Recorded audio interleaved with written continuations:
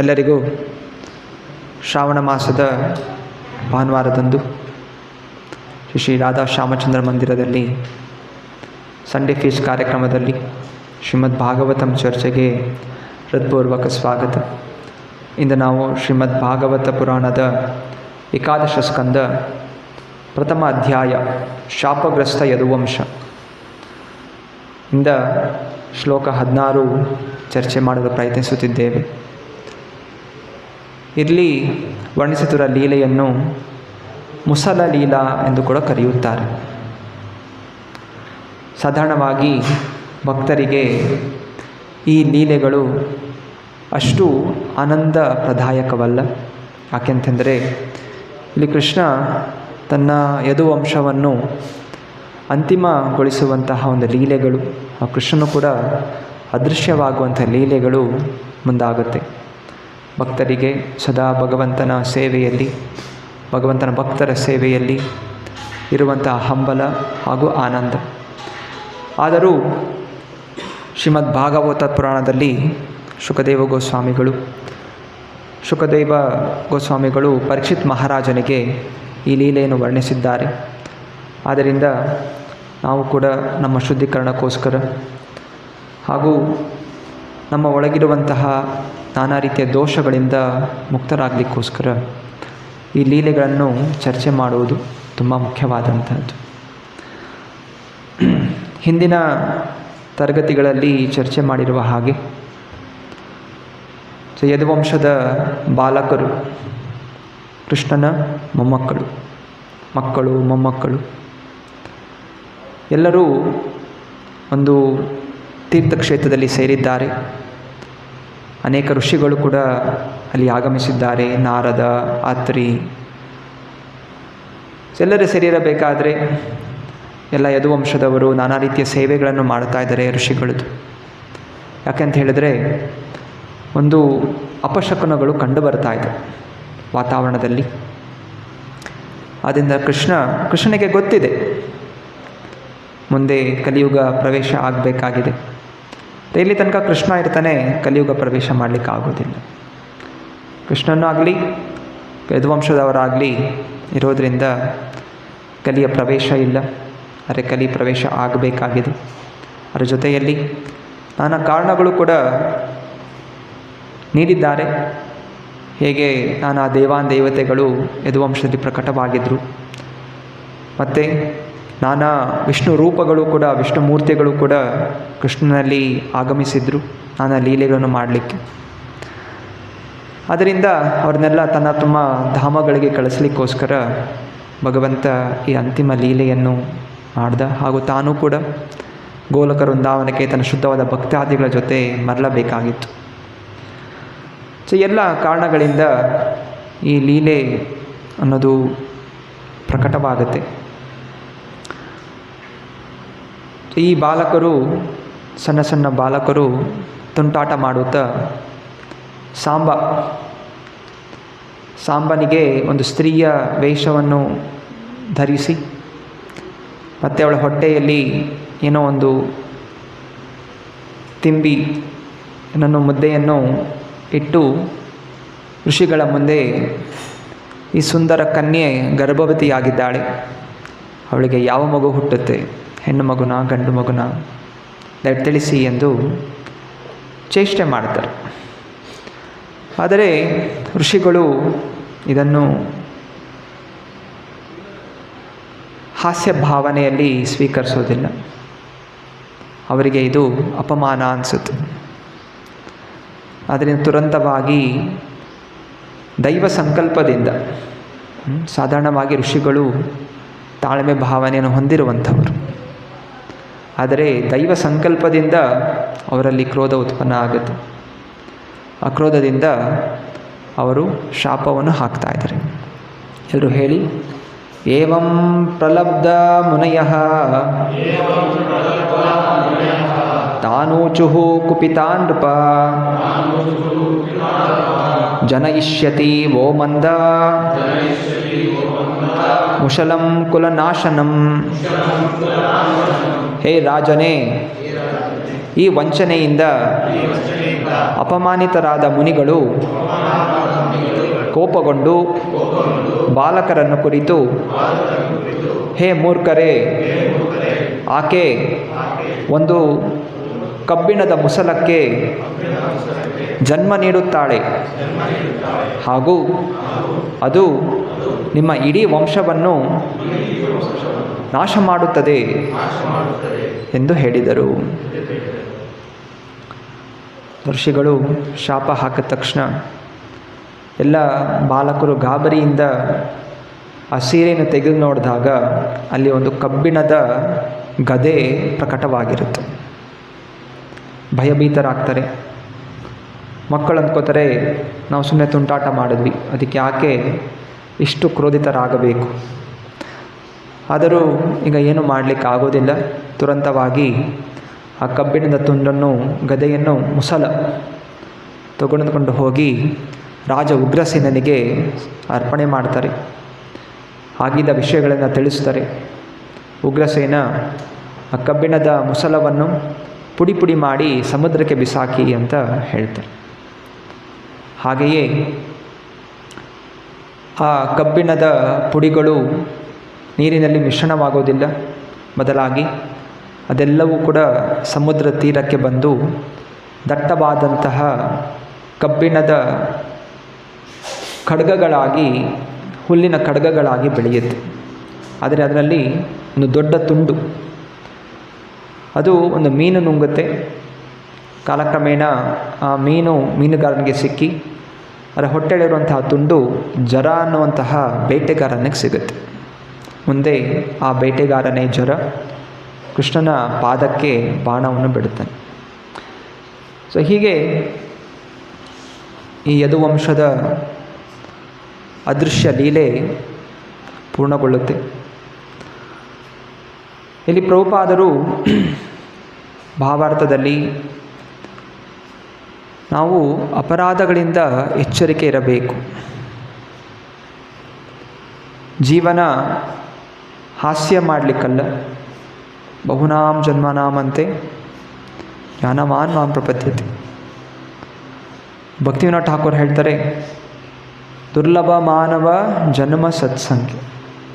ಈ ಮಾನವ ಜನ್ಮ ಅನ್ನುವಂಥದ್ದು ಎಷ್ಟೋ ಲಕ್ಷಾಂತರ ಜೀವಿಗಳಲ್ಲಿ ಒದ್ದಾಡಿ ಸಿಕ್ಕಿರುವಂತಹ ಒಂದು ಅದ್ಭುತವಾದಂತಹ ಅವಕಾಶ. ಈ ಅವಕಾಶ ಸಿಕ್ಕಾಗ ಪ್ರತಿಯೊಂದು ಕ್ಷಣವೂ ಕೂಡ ತುಂಬ ಮಹತ್ತರವಾದಂತಹದ್ದು. ಪ್ರಭುಪಾದರು ಹೇಳ್ತಾರೆ, ಒಂದು ಕ್ಷಣ ಹೋದ್ಮೇಲೆ ನೀವು ಕೋಟ್ಯಾಂತರ ರೂಪಾಯಿ ಕೊಟ್ಟರೂ ಕೂಡ ಆ ಕ್ಷಣ ವಾಪಸ್ ಸಿಗೋದಿಲ್ಲ. ಆದ್ದರಿಂದ ಯಾವ ಒಂದು ಕ್ಷಣಗಳು ನಾವು ಹಾಸ್ಯದಲ್ಲಿ, ಮನೋರಂಜನೆಯಲ್ಲಿ, ಇನ್ನೊಬ್ಬರ ನಿಂದನೆ ಮಾಡೋದರಲ್ಲಿ, ಚಾಡಿ ಹೇಳೋದರಲ್ಲಿ ಹೀಗೆ ವ್ಯರ್ಥ ಮಾಡಿಕೊಂಡ್ರೆ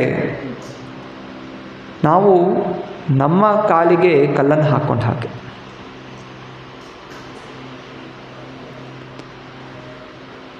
ಆದ್ದರಿಂದ ಈ ಮಾನವ ಜನ್ಮ ಬಂದಾಗ, ಈ ನಾಲಿಗೆ ಇದ್ದಾಗ ಕೃಷ್ಣ ಎನ್ನಬಾರದೆ ಎಂದು ದಾಸರು ನಮಗೆ ಉಪದೇಶ ಕೊಟ್ಟಿದ್ದಾರೆ. ಇಲ್ಲಿ ಈ ಎಲ್ಲ ಬಾಲಕರು ಹಾಸ್ಯದ ಒಂದು ಚಿಂತನೆಯಿಂದ ಕೇವಲ ತಮಗೆ ಒಂದಲ್ಲದೆ ತಮ್ಮ ಸಂಪೂರ್ಣ ಸಮಾಜಕ್ಕೆ ವಿನಾಶವನ್ನು ಉಂಟು ಮಾಡಿದ್ರು. ಒಬ್ಬನ ತಪ್ಪಿನಿಂದ ಸಮಸ್ತ ಸಮಾಜ ಅನ್ನೋದು ನಾಶ ಆಯಿತು. ವಿಶ್ವಯುದ್ಧಗಳಲ್ಲಿ ಪ್ರಥಮ ಯುದ್ಧ, ದ್ವಿತೀಯ ಯುದ್ಧ, ಇದೆಲ್ಲವೂ ಕೂಡ ಒಬ್ಬ ಇಬ್ಬರ ವ್ಯಕ್ತಿಗಳ ಚಿಂತನೆ. ಒಂದು ಇಬ್ಬರ ವ್ಯಕ್ತಿಗಳ ದುಷ್ಟ ಚಿಂತನೆಯಿಂದ ಆ ಸಮಸ್ತ ದೇಶದ ಪ್ರಜೆಗಳು ಇವತ್ತು ಕೂಡ ಕಷ್ಟಗಳನ್ನು ಅನುಭವಿಸ್ತಾ ಇದ್ದಾರೆ. ಜಪಾನಲ್ಲಿ ನ್ಯೂಕ್ಲಿಯರ್ ಬಾಂಬ್ ಹಾಕಿರೋ ಕಾರಣ ದೇಶದ ಮಂತ್ರಿಗಳು ಯುದ್ಧ ಮಾಡಿದ್ರು, ಯುದ್ಧದ ಘೋಷಣೆ ಮಾಡಿತ್ತು. ಇವತ್ತು ಕೂಡ ಆ ನ್ಯೂಕ್ಲಿಯರ್ ಬಾಂಬ್ದು ಒಂದು ಎಫೆಕ್ಟ್ಗಳು ನಾನಾ ರೀತಿಯಲ್ಲಿ ಅಲ್ಲಿರುವಂತಹ ಜನರಿಗೆ ಅವರ ಅಂಗಾಂಗಗಳು ಸರಿಯಾಗಿ ಬೆಳೆಯೋದಿಲ್ಲ, ನಾನಾ ರೀತಿಯ ರೋಗಗಳು, ರುಜಿನಗಳು ಅವರನ್ನು ಇವತ್ತು ಕೂಡ ಕಾಡುತ್ತಾ ಇದೆ. ಸೊ ಹೀಗೆ ಭೌತಿಕ ಜೀವನದಲ್ಲಿರಲಿ ಅಥವಾ ಆಧ್ಯಾತ್ಮಿಕ ಜೀವನ ಇರಲಿ, ಎರಡೂ ಕೂಡ ಈ ಮಾನವರು ತುಂಬ ಸೂಕ್ಷ್ಮತೆಯಿಂದ ಎಚ್ಚರಿಕೆಯಿಂದ ನಡೆಸಬೇಕು. ಯಾವ ರೀತಿ ಟ್ರಾಫಿಕ್ ಸಿಗ್ನಲ್ಲಿ ಹೋಗಬೇಕಾದ್ರೆ ಗಾಡಿ ವೇಗದಲ್ಲಿ ಹೋಗ್ತಾ ಇರುತ್ತೆ. ವೇಗವಾಗಿ ಓಡಿಸ್ತಾ ನಾವು ಅಲ್ಲಿ ಇಲ್ಲಿ ನೋಡ್ತಾ ಹೋದರೆ ಕ್ಷಣ ಮಾತ್ರದಲ್ಲಿ ಅಪಘಾತ ಉಂಟಾಗುತ್ತೆ. ಅಪಘಾತ ಕ್ಷಣ ಮಾತ್ರದಲ್ಲೇ ಆಗುತ್ತೆ. ತುಂಬ ಸ್ಲೋ ಮೋಷನಲ್ಲಿ, ಫಿಲಮ್ ಥರ ಸ್ಲೋ ಮೋಷನಲ್ಲಿ ಹೋಗೋದಿಲ್ಲ. ಕ್ಷಣದಲ್ಲಿ ನಗ್ತಾ ಇರುವಂಥ ವ್ಯಕ್ತಿ ಕ್ಷಣದಲ್ಲಿ ಮೃತವಾಗಿ ಬಿದ್ದಿರ್ತಾನೆ. ಆದ್ದರಿಂದ ಎಚ್ಚರಿಕೆ ವಹಿಸಬೇಕಾಗಿರುವಂಥದ್ದು ತುಂಬ ಅವಶ್ಯಕ. ಭಗವಂತ ಸಕಲ ನಿಯಮಗಳನ್ನು ನೀಡಿದ್ದಾನೆ. ಆ ನಿಯಮಗಳನ್ನು ಅವನು ಸಹ ಉಲ್ಲಂಘನೆ ಮಾಡೋದಿಲ್ಲ. ಭಗವಂತನಿಗೆ ಮಾಡಬೇಕಾಗಿರೋದು ಯಾವ ಕೆಲಸವೂ ಇಲ್ಲ. ಆದರೂ ಭಗವಂತ ಸಕಲ ನಿಯಮಗಳನ್ನು ಯಥಾರೂಪವಾಗಿ ಪಾಲನೆ ಮಾಡ್ತಾನೆ. ಯಾಕೆಂತ ಹೇಳಿದ್ರೆ ತಾನು ಮಾಡಿದ್ದನ್ನು ಲೋಕವು ಅನುಸರಿಸುತ್ತದೆ. ಯದ್ಯದ್ ಆಚರತಿ ಶ್ರೇಷ್ಠ ತತ್ತದ್ ಏವೇತರೋ ಜನಾಃ. ಸಾಮಾನ್ಯ ವ್ಯಕ್ತಿಗಳಿಗೆ ಬುದ್ಧಿ ಇಲ್ಲ, ಆದರೆ ಶ್ರೇಷ್ಠವಾದ ವ್ಯಕ್ತಿಗಳು, ಉತ್ತಮವಾದ ಸ್ಥಾನದಲ್ಲಿರುವಂತಹ ಜನರು, ಜವಾಬ್ದಾರಿಯುತ ಸ್ಥಾನದಲ್ಲಿರುವಂತಹ ಜನರು ಏನನ್ನು ಮಾಡ್ತಾರೆ ಅದನ್ನು ನೋಡಿ ಮಿಕ್ಕಿದ ಜನ ಪಾಲನೆ ಮಾಡ್ತಾರೆ. ಒಳ್ಳೆಯದು ಪಾಲನೆ ಮಾಡದೇ ಇದ್ದರೂ ಕೆಟ್ಟದನ್ನು ಶೀಘ್ರವಾಗಿ ಪಾಲನೆ ಮಾಡಿಬಿಡ್ತಾರೆ. ಇದು ಜನರ ಚಿಂತನೆ. ಭಗವಂತ ರಾಮಚಂದ್ರ ಸ್ವತಃ ಭಗವಂತ ಎಲ್ಲವನ್ನು ತಿಳಿದಂತಹವನು. ಸೀತಾಮಾತೆ ಅಲ್ಲಿ ಏನು ದೋಷ ಇಲ್ಲ. ಆದರೂ ಕೂಡ ಪ್ರಜೆಗಳು ರಾಜನಾದಂಥನು ಆದರ್ಶ ವ್ಯಕ್ತಿ ಆಗಿರಬೇಕು, ಒಂದು ಸ್ತ್ರೀ ಮೋಹಕ್ಕೆ ಒಳಗಾಗಬಾರ್ದು, ಈ ಚಿಂತನೆ ಬರಬಾರ್ದು ಅನ್ನೋ ವಿಷಯದಿಂದ ಅವನು ತನ್ನ ಪತ್ನಿಯನ್ನು, ಧರ್ಮಪತ್ನಿ ಸೀತಾದೇವಿಯನ್ನು ವಾಲ್ಮೀಕಿ ಆಶ್ರಮಕ್ಕೆ ಕಳಿಸ್ಕೊಡ್ತಾನೆ. ನರಕಾಸುರ ಸ್ವಯಂ ಭಗವಂತನ ಪುತ್ರ. ವರಹದೇವರು ಪ್ರಕಟವಾದಾಗ ಭೂಮಿಯ ಸ್ಪರ್ಶದಿಂದ ಜನಿಸಿದಂಥವನೇ ನರಕಾಸುರ. ಆದರೆ ನರಕಾಸುರ ದುಷ್ಟರ ಒಂದು ಸಂಘದಲ್ಲಿ ದುಷ್ಟ ಕೃತ್ಯಗಳನ್ನು ಮಾಡ್ತಾ ಇರೋ ಕಾರಣ ಸ್ವಯಂ ಭಗವಂತನೇ, ಕೃಷ್ಣನೇ ತನ್ನ ಮಗನನ್ನು ಸಂಹಾರ ಮಾಡ್ತಾರೆ. ಚೈತನ್ಯ ಮಹಾಪ್ರಭು ಲೀಲೆಯಲ್ಲಿ ಕೂಡ ಸಚ್ಚಿಮಾತ ಚೈತನ್ಯ ಮಹಾಪ್ರಭುಗಳ ತಾಯಿ ಅದ್ವೈತಾಚಾರ್ಯರನ್ನು ಮಾನಸಿಕವಾಗಿ ನಿಂದನೆ ಮಾಡ್ತಾಳೆ. ಸಚ್ಚಿದೇವಿಗೆ ಇಬ್ಬರು ಮಕ್ಕಳು. ಒಬ್ಬರು ಮೊದಲೇನು ವಿಶ್ವರೂಪ, ಎರಡನೇವನು ಚೈತನ್ಯ ಮಹಾಪ್ರಭು. ವಿಶ್ವರೂಪ ಅದ್ವೈತಾಚಾರ್ಯರ ಸಂಘ ಮಾಡ್ತಾಯಿದ್ರು, ಭಗವಂತನ ವಿಷಯಗಳನ್ನು ಕೇಳ್ಕೊತಾ ಇದ್ರು, ತಿಳಿತಾ ಇದ್ರು. ಆದ್ದರಿಂದ ಕಾಲಕ್ರಮೇಣ ನಾನು ನನ್ನ ಜೀವನವನ್ನು ಭಗವಂತನ ಚಿಂತನೆಯಲ್ಲೇ ತೊಡಗಿಸಬೇಕು ಅಂತ ಯೋಚನೆ ಮಾಡಿ ಮನೆ ತ್ಯಾಗ ಮಾಡಿ ಸನ್ಯಾಸಾಶ್ರಮವನ್ನು ಸ್ವೀಕಾರ ಮಾಡ್ತಾನೆ. ಆದರೆ ಸಚ್ಚಿಮಾತೆಯೇ ತುಂಬ ದುಃಖಿಸ್ತಾಳೆ. ಹಾಗೂ ಇದಕ್ಕೆಲ್ಲ ಕಾರಣ ಅದ್ವೈತಾಚಾರ್ಯ ಅಂತ ದೂಷಿಸ್ತಾಳೆ. ಇಂದ ಮಾನಸಿಕವಾಗಿ ಒಂದು ರೀತಿಯ ಕ್ರೋಧ ಅದ್ವೈತಾಚಾರ್ಯ ಮೇಲೆ ವ್ಯಕ್ತಪಡಿಸ್ತಾರೆ. ಆದರೆ ಅದ್ವೈತಾಚಾರ್ಯರು ಮಹಾನ್ ಭಕ್ತರು, ಸದಾಶಿವನ ರೂಪ. ಹಾಗೂ ಲೋಕ ಕಲ್ಯಾಣಕ್ಕೋಸ್ಕರ ಅವರು ತಮ್ಮ ಜೀವನವನ್ನು ಮುಡುಪಾಗಿಟ್ಟಿದ್ರು. ಆದ್ದರಿಂದ ಅಂತಹ ಭಕ್ತರಿಗೆ ಮಾನಸಿಕವಾಗಿ ನಿಂದನೆ ಮಾಡಿದ್ರು ಕೂಡ ಚೈತನ್ಯ ಮಹಾಪ್ರಭು ಅವರನ್ನು ಶಿಕ್ಷಿಸಿದ್ರು. ಎಲ್ಲಿ ತನಕ ನೀನು ಅವರ ಪಾದಗಳಿಂದ ಆಶೀರ್ವಾದ ಪಡ್ಕೊಳ್ಳೋದಿಲ್ಲ ಅಲ್ಲಿ ತನಕ ಕ್ಷಮೆ ಇಲ್ಲ. ನಂತರ ಅದ್ವೈತಾಚಾರ್ಯರ ಮೂರ್ಛೆ ಆಡುವಂತಹ ನಾಟಕ ಆಡುತ್ತಾರೆ. ಆ ಸಮಯದಲ್ಲಿ ಸಚಿಮಾತ ಅವರ ಪಾದಧೂಳಿನ ತಗೊಂಡು ತಮ್ಮ ತಲೆಗೆ ಸ್ಪರ್ಶ ಮಾಡ್ಕೋತಾರೆ. ಅನಂತರ ಚೈತನ್ಯ ಮಹಾಪ್ರಭು ಕ್ಷಮಿಸ್ತಾರೆ. ಸೊ ಹೀಗೆ ಭಗವಂತ ಯಾವುದೇ ರೀತಿಯ ಪಕ್ಷಪಾತ ಅನ್ನೋದು ಮಾಡೋದಿಲ್ಲ. ಬ್ರಹ್ಮ ಸಂಹಿತೆಯಲ್ಲಿ ಬ್ರಹ್ಮ ಹೇಳ್ತಾನೆ, ಒಂದು ಸಣ್ಣ ಹುಳ ಇಂದ್ರ ಗೋಪದಿಂದ ಹಿಡಿದು ದೇವತೆಗಳ ರಾಜ ಇಂದ್ರನ ತನಕ ಎಲ್ಲರಿಗೂ ಅವರವರ ಕರ್ಮದ ಫಲಗಳನ್ನು ಸ್ವಲ್ಪ ಜಾಸ್ತಿಯೂ ಇಲ್ಲ ಕಡಿಮೆಯೂ ಇಲ್ಲ ಮಾಡದೆ ಅವರವರಿಗೆ ಪ್ರದಾನ ಮಾಡುತ್ತಾನೆ. ಆದ ಕಾರಣ ನಾವು ನಮ್ಮ ಸುರಕ್ಷತೆ ಬಯಸಬೇಕಾದ್ರೆ, ನಾವು ಖುಷಿಯಾಗಿರಬೇಕು ಅಂತ ಹೇಳಿದ್ರೆ ನಮ್ಮ ಜೀವನ ಎಚ್ಚರಿಕೆಯಿಂದ ನಡೆಸಬೇಕು. ಸ್ವಲ್ಪ ಅಹಂಕಾರವನ್ನು ಪ್ರದರ್ಶನ ಮಾಡೋದ್ರಿಂದ, ಸ್ವಲ್ಪ ತಿರಸ್ಕಾರ ಭಾವನೆಯನ್ನು ಪ್ರದರ್ಶನ ಮಾಡೋದ್ರಿಂದ ಅದಕ್ಕೆ ತಕ್ಕ ಆದಂತಹ ಶಿಕ್ಷೆ ಭಗವಂತ ನಮಗೆ ನೀಡುತ್ತಾನೆ. ಸಾಮಾನ್ಯವಾಗಿ ಕಷ್ಟವಿದ್ದಾಗ ನಾವು ತುಂಬ ಎಚ್ಚರಿಕೆಯಿಂದ ಇರ್ತೀವಿ, ಒಳ್ಳೆಯ ಭಾವನೆಯಲ್ಲಿ ಇರ್ತೀವಿ. ಭಗವಂತನ ಸೇವೆಯನ್ನು ತುಂಬ ಸೂಕ್ಷ್ಮತೆಯಿಂದ ಮಾಡ್ತೀವಿ. ಆದರೆ ಯಾವಾಗ ನಮ್ಮ ಜೀವನ ಸುಖಮಯ ಆಗ್ತಾ ಹೋಗುತ್ತೆ, ಸ್ಥಾನ ಮಾನಗಳು ಹೆಚ್ಚಾಗ್ತಾ ಹೋಗುತ್ತೆ, ಆಗ ಆ ಎಚ್ಚರಿಕೆ ಅನ್ನೋದಂಥದ್ದು ಕಡಿಮೆ ಮಾಡ್ತಾ ಹೋಗ್ತೀವಿ. ಭಗವಂತನ ಸೇವೆಗಳಲ್ಲಿ ಒಂದು ತಿರಸ್ಕಾರ ಭಾವನೆ, ಪರವಾಗಿಲ್ಲ, ಅದು ಶುದ್ಧವಾಗಬೇಕಾಗಿಲ್ಲ, ಏನೋ ಚಿಂತನೆ ಮಾಡಿಕೊಂಡು ಮಾಡಬೇಕು ಅಂತ ಮಾಡ್ತಾ ಇರ್ತೀವಿ. ಸೊ ಈ ರೀತಿಯ ಭಾವನೆಗಳು ವಿಗ್ರಹ ಸೇವೆಯಲ್ಲಾಗಲಿ, ಮಂದಿರ ಸೇವೆಗಳಲ್ಲಾಗಲಿ, ಪ್ರವಚನಗಳಲ್ಲಾಗಲಿ, ಪಠಣಗಳಲ್ಲಾಗಲಿ, ನಮ್ಮ ಉಡುಪು ತೊಡುಪು, ಭಕ್ತರ ಜೊತೆ ಇರುವಂತಹ ಒಂದು ಸಂಘದಲ್ಲಾಗಲಿ ಯಾವಾಗ ಈ ರೀತಿ ನಿರ್ಲಕ್ಷ್ಯಗಳನ್ನು ಮಾಡ್ತೀವಿ, ಅದು ಯಾವುದೋ ಒಂದು ರೀತಿಯಲ್ಲಿ ನಮ್ಮ ಜೀವನದ ಮೇಲೆ ಗಂಭೀರತೆಯಿಂದ ಪ್ರತಿಬಿಂಬಿಸುತ್ತೆ. ಇದೆಲ್ಲವೂ ಕೂಡ ಶಾಸ್ತ್ರ ನಮಗೆ ಹೇಳ್ತಾ ಇದೆ. ನಾವು ಪ್ರತಿಯೊಂದು ಕಾರ್ಯ ಏನು ಕರ್ಮ ಮಾಡ್ತೀವಿ ಅದಕ್ಕೆ ತಕ್ಕ ಹಾಗೆ ಫಲ. ಇದನ್ನು ವಿಜ್ಞಾನಿಗಳು ಏನು ಹೇಳ್ತಾರೆ, for every action there is an equal and opposite reaction. ಇದೆಲ್ಲ ಎಲ್ಲಿಂದ ಶುರುವಾಗಿದ್ದು? ಶಾಸ್ತ್ರಗಳಿಂದ. ಆದ್ದರಿಂದ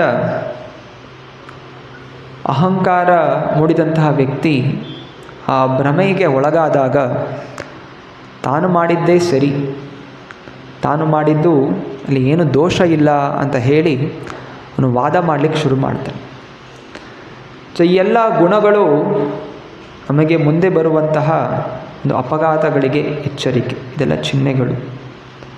ಆದ್ದರಿಂದ ನಮ್ಮ ಚಲನ ವಲನ ಮನಶ್ಚಿಂತನೆ ಇದನ್ನು ಸದಾ ಗಮನಿಸಬೇಕು, ಹಾಗೂ ಹಿರಿಯ ಭಕ್ತಾದಿಗಳ ನಿರ್ದೇಶನದಲ್ಲಿ ಇದನ್ನು ಸರಿಪಡಿಸ್ಕೋಬೇಕು. ಪ್ರಭುಪಾದರು ಈ ತಾತ್ಪರ್ಯದಲ್ಲಿ ಹೇಳ್ತಾ ಇದ್ದಾರೆ, ಬದ್ಧಾತ್ಮನು 4 ದೋಷಗಳಿಂದ ತಪ್ಪು ಮಾಡೋ ಪ್ರವೃತ್ತಿ. ಮೊದಲನೇದು ತಪ್ಪು ಮಾಡೋ ಪ್ರವೃತ್ತಿ ಅಂತ ಹೇಳಿದರೆ ಪ್ರಮಾದ. ಎರಡನೇದು ಭ್ರಮೆ, ಅಪರಿಪೂರ್ಣವಾದ ಇಂದ್ರಿಯಗಳು, ಕರಣ ಪಾಠವ ಮತ್ತು ವಂಚಕ ಪ್ರವೃತ್ತಿ ವಿಪ್ರಲಪ್ಸ. ಯಾವಾಗ ನಮ್ಮ ಇಂದ್ರಿಯಗಳು ಅಪರಿಪೂರ್ಣವಾಗಿದೆ, ಇದು 4 ದೋಷಗಳು, ಅಪರಿಪೂರ್ಣವಾದ ಇಂದ್ರಿಯಗಳು ಅಂದರೆ ನಮಗೆ ಸತ್ಯ ಏನು ಅಂತ ಈ ಇಂದ್ರಿಯಗಳಿಂದ ಗ್ರಹಿಸ್ಲಿಕ್ಕೆ ಸಾಧ್ಯ ಇಲ್ಲ. ಸೊ ಯಾವಾಗ ನಾವು ಅಪರಿಪೂರ್ಣ ಇಂದ್ರಿಯಗಳನ್ನ ಹೊಂದಿರ್ತೀವಿ, ನಾವು ಭ್ರಮೆಗಳಿಗೆ ಒಳಗಾಗ್ತೀವಿ. ಭ್ರಮೆಗೆ ಒಳಗಾದಾಗ ನಾವು ತಪ್ಪುಗಳನ್ನು ಮಾಡ್ತೀವಿ. ತಪ್ಪುಗಳನ್ನು ಮಾಡಿದಾಗ ಅದನ್ನು ಮುಚ್ಚಿಡಲಿಕ್ಕೆ ವಂಚನೆ ಅನ್ನೋದು ಮಾಡ್ತೀವಿ, ಒಪ್ಕೊಳ್ಳೋದಿಲ್ಲ ತಪ್ಪು ಮಾಡಿದ್ದೀವಿ ಅಂತ. ಮತ್ತು ಅದನ್ನು ನಾವು ಮಾಡಿದ್ದು ಸರಿ ಅಂಥೇಳಿ ಮೋಸ ಮಾಡಲಿಕ್ಕೆ ಪ್ರಯತ್ನ ಮಾಡ್ತೀವಿ, ತಪ್ಪನ್ನು ಮುಚ್ಚಿಡ್ಲಿಕ್ಕೆ ಪ್ರಯತ್ನ ಮಾಡ್ತೀವಿ. ಇದು ಮನುಷ್ಯನ ದೋಷಗಳು. ಸೊ ಇಲ್ಲಿ ತನಕ ಈ ರೀತಿ ದೋಷಗಳಿರುತ್ತೆ. ಆ ದೋಷದ ಒಂದು ಭಾವನೆಯಲ್ಲಿ ನಾವು ಪರಿಪೂರ್ಣ ಸತ್ಯವನ್ನು ಗ್ರಹಿಸಲಿಕ್ಕೆ ಸಾಧ್ಯ ಆಗೋದಿಲ್ಲ.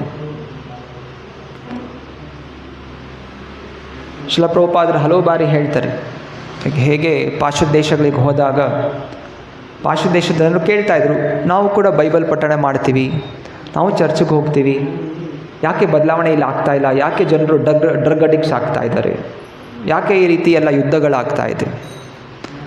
ಪ್ರಭುಪಾದ ಹೇಳ್ತಾರೆ, ಯಾಕೆ ಅಂತ ಹೇಳಿದ್ರೆ ನೀವು ಗುರುಗಳು ಹೇಳಿದ ಮಾತುಗಳನ್ನು ಯಥಾರೂಪವಾಗಿ ಕೇಳ್ತಾ ಇಲ್ಲ. ಜೀಸಸ್ ಹೇಳಿದರು, ದೋ ಶಾಲ್ ನಾಟ್ ಕಿಲ್, ಅಂದರೆ ನೀವು ಯಾರನ್ನು ಸಾಯಿಸಬಾರ್ದು ಅಂತ. ಆದರೆ ಅವರದನ್ನು ಬದಲಾಯಿಸಿದ್ರು. ಅವರಂದರು, ದೋ ಶಾಲ್ ನಾಟ್ ಕಿಲ್ ಅಂತ ಹೇಳಿದ್ರೆ ಮನುಷ್ಯರನ್ನು ಮಾತ್ರ ಸಾಯಿಸಬಾರ್ದು, ಆದರೆ ಪ್ರಾಣಿಗಳನ್ನು ಸಾಯಿಸ್ಬೋದು. ಯಾಕೆಂದರೆ ಅವರಿಗೆ ಮಾಂಸ ತಿನ್ನುವಂಥ ಪ್ರವೃತ್ತಿ, ಮಾಂಸ ತಿನ್ನುವಂಥ ಆಸೆಯಿಂದ ಪ್ರಾಣಿಗಳಿಗೆ ಆತ್ಮ ಇಲ್ಲ, ಕೇವಲ ಮನುಷ್ಯನಿಗೆ ಮಾತ್ರ ಆತ್ಮ ಇರೋದು. ಆದ್ದರಿಂದ ಮನುಷ್ಯನನ್ನು ಕೊಲ್ಲಬಾರ್ದು ಅಂತ ಹೇಳಿದ್ದಾರೆ ಹೊರತು ಪ್ರಾಣಿಗಳನ್ನು ಕೊಲ್ಲಬಹುದು. ಇನ್ನು ಕೆಲವರು ತೀವ್ರತೆಯಿಂದ ಸ್ತ್ರೀಯರಿಗೂ ಆತ್ಮ ಇಲ್ಲ, ಕೇವಲರಿಗೆ ಪುರುಷರಿಗೆ ಮಾತ್ರ ಆತ್ಮ ಇರುವಂಥದ್ದು. ಆದ್ದರಿಂದ ಸ್ತ್ರೀಯ ಮೇಲೆ ಅತ್ಯಾಚಾರ ಮಾಡಿದ್ರೂ ಕೂಡ ಯಾವುದೇ ರೀತಿಯ ದೋಷ ಇಲ್ಲ ಅಂತ ಹೇಳಿ ಅವರು ನಿರೂಪಣೆ ಮಾಡಲಿಕ್ಕೆ ಪ್ರಯತ್ನ ಮಾಡಿದ್ರು. ಸೊ ಇದರಿಂದ ಕಾಲಕ್ರಮೇಣ ನೋಡ್ತಾ ಇದ್ದೀವಿ, ನಾನಾ ರೀತಿಯ ತೊಂದರೆಗಳು ಪಾಶ್ಚಾತ್ಯ ದೇಶಗಳಲ್ಲಿ ಕಂಡು ಬರ್ತಾ ಇದೆ. ಇವತ್ತಿನ ದಿವಸ ಭಾರತೀಯರು ಕೂಡ ಆ ಪಾಶ್ಚಾತ್ಯ ದೇಶದ ಒಂದು ಬುದ್ಧಿಗಳನ್ನು ಅನುಸರಿಸ್ತಾ ಇರೋ ಕಾರಣ ಇಲ್ಲಿಯೂ ಕೂಡ ನಾನಾ ರೀತಿಯ ಕಷ್ಟಗಳು ಅನುಭವ ಆಗ್ತಾ ಇದೆ. ಆದ್ದರಿಂದ ಇಂತಹ ಒಂದು ತೊಂದರೆಗಳಿಗೆ ಒಳಗಾಗಬಾರ್ದು ಅಂತ ಹೇಳಿದ್ರೆ ನಾವು ನಮ್ರ ಭಾವನೆಯನ್ನು ಹೊಂದಿರಬೇಕು. ಅಹಂಕಾರಕ್ಕೆ ಔಷಧಿ, ಭಯಾನಕವಾದ ಪರಿಸ್ಥಿತಿಗಳಿಗೆ ಒಳಗಾಗದೇ ಇರೋ ಥರ ಔಷಧಿ ಏನು ನಮ್ರ ಭಾವನೆ. ಯಾವಾಗ ನಾವು ತಗ್ಗಿ ಬಗ್ಗಿ ನಡಿತೀವಿ ನಾವು ಕಷ್ಟಗಳಿಂದ ಮುಕ್ತರಾಗ್ತೀವಿ. ಯಾವ ರೀತಿ ಸುಂಟ್ರ ಗಾಳಿ ಬಂದಾಗ ದೊಡ್ಡ ದೊಡ್ಡ ಮರಗಳು ಕಿತ್ಕೊಂಡು ಹೋಗ್ಬಿಡುತ್ತೆ, ಆದರೆ ಹುಲ್ಲು ಹಾಗೇ ಇರುತ್ತೆ. ಕೆಲವು ಬಂಬು ಗಿಡಗಳು ಕೂಡ ಹಾಗೇ ಇರುತ್ತೆ. ಏನೋ ವ್ಯತ್ಯಾಸ ದೊಡ್ಡ ಮರಗಳಿಗೂ ಬಂಬು ಗಿಡಗಳಿಗೂ ಹುಲ್ಲಿಗೂ? ದೊಡ್ಡ ದೊಡ್ಡ ಮರಗಳು ಗಟ್ಟಿಯಾಗಿ ನಿಂತಿರುತ್ತೆ, ಅದರಿಂದ ಬಿರುಗಾಳಿಗೆ ಮುರಿದು ಕಿತ್ಕೊಂಡು ಹೋಗುತ್ತೆ. ಆದರೆ ಬಂಬು ಗಿಡಗಳು ಗಾಳಿ ಬೀಸಿದಾಗ ಬಗ್ಗುತ್ತೆ, ಹುಲ್ಲುಗಳು ಬಗ್ಗುತ್ತೆ. ಅದರಿಂದ ಆ ಬಗ್ಗಿರೋ ಕಾರಣ ಅವರು ಆ ಗಾಳಿಯ ವಿಕೋಪದಿಂದ ತಪ್ಪಿಸ್ಕೋತಾರೆ. ಹಾಗೆಯೇ ಈ ಜಗತ್ತು ಶಾಸ್ತ್ರೀಯರು ಹಾಗೆ ಪದಂ ಪದಂ ವಿಪದಾಂ, ಈ ಜಗತ್ತು ನಾನಾ ರೀತಿಯ ದೋಷಗಳಿಂದ ಕೂಡಿದೆ. ಇದು ಈ ಜಗತ್ತಿನ ನಿಯಮ, ಮೃತ್ಯುಲೋಕದ ನಿಯಮ, ಮೃತ್ಯುಲೋಕದ ವಾತಾವರಣ. ಆದ್ದರಿಂದ ಈ ಲೋಕದ ಒಂದು ಗುಣಗಳಿಂದ ಪ್ರಭಾವಗಳಿಂದ ನಾವು ತಪ್ಪಿಸ್ಕೋಬೇಕು ಅಂತ ಹೇಳಿದ್ರೆ ತಗ್ಗಿ ಬಗ್ಗಿ ನಡೆಯುವಂಥ ಗುಣ ನಾವು ಬೆಳೆಸ್ಕೋಬೇಕು, ಸದಾ ಎಚ್ಚರಿಕೆಯಿಂದ ಇರಬೇಕು. ಅದರಿಂದ ಈ ಭಾವನೆ ನಮ್ಮಲ್ಲಿ ತೀವ್ರತೆಯಿಂದ ಬೆಳಬೇಕು ಅಂತ ಹೇಳಿದ್ರೆ ಆ ನಮ್ರ ಭಾವನೆ ಬೆಳೀಲಿಕ್ಕೆ ಕೊಟ್ಟಿರುವಂತಹ ಮಾರ್ಗ ಹರೇ ಕೃಷ್ಣ ಕೃಷ್ಣ ಕೃಷ್ಣ ಹರೇ ಹರೇ, ಹರೇ ರಾಮ ರಾಮ ರಾಮ ಹರೇ ಹರೇ. ಬೃಹನ್ನಾರದ್ಯ ಪುರಾಣದಲ್ಲಿ ಹೇಳಲಾಗಿದೆ, ಹರೇ ನಾಮ ಹರೇ ನಾಮೈವ ಕೇವಲಂ ಕಲೌ ನಾಸ್ತೈವ ಗತಿರನ್ಯಥಾ. ಈ ಕಲಿಯುಗದ ಒಂದು ದೋಷಗಳಿದೆ ಹೇಳಿದೆ. ಕಲಿಯುಗ ದೋಷಗಳು ತಪ್ಪುಗಳು ಎಲ್ಲ ಕೂಡಿದೆ. ಇದರಿಂದ ಮುಕ್ತರಾಗಬೇಕು ಅಂತ ಹೇಳಿದರೆ ಒಂದೇ ಒಂದು ಮಾರ್ಗ ಈ ಹರಿನಾಮ ಒಂದೇ. ಆದ್ದರಿಂದ ನಾವು ಎಚ್ಚರಿಕೆ ಇರಬೇಕಾದರೆ ನಮಗೆ ಒಂದು ಪ್ರೋತ್ಸಾಹತೆ ಅನ್ನೋದು ನೀಡ್ತಾ ಇರಬೇಕು.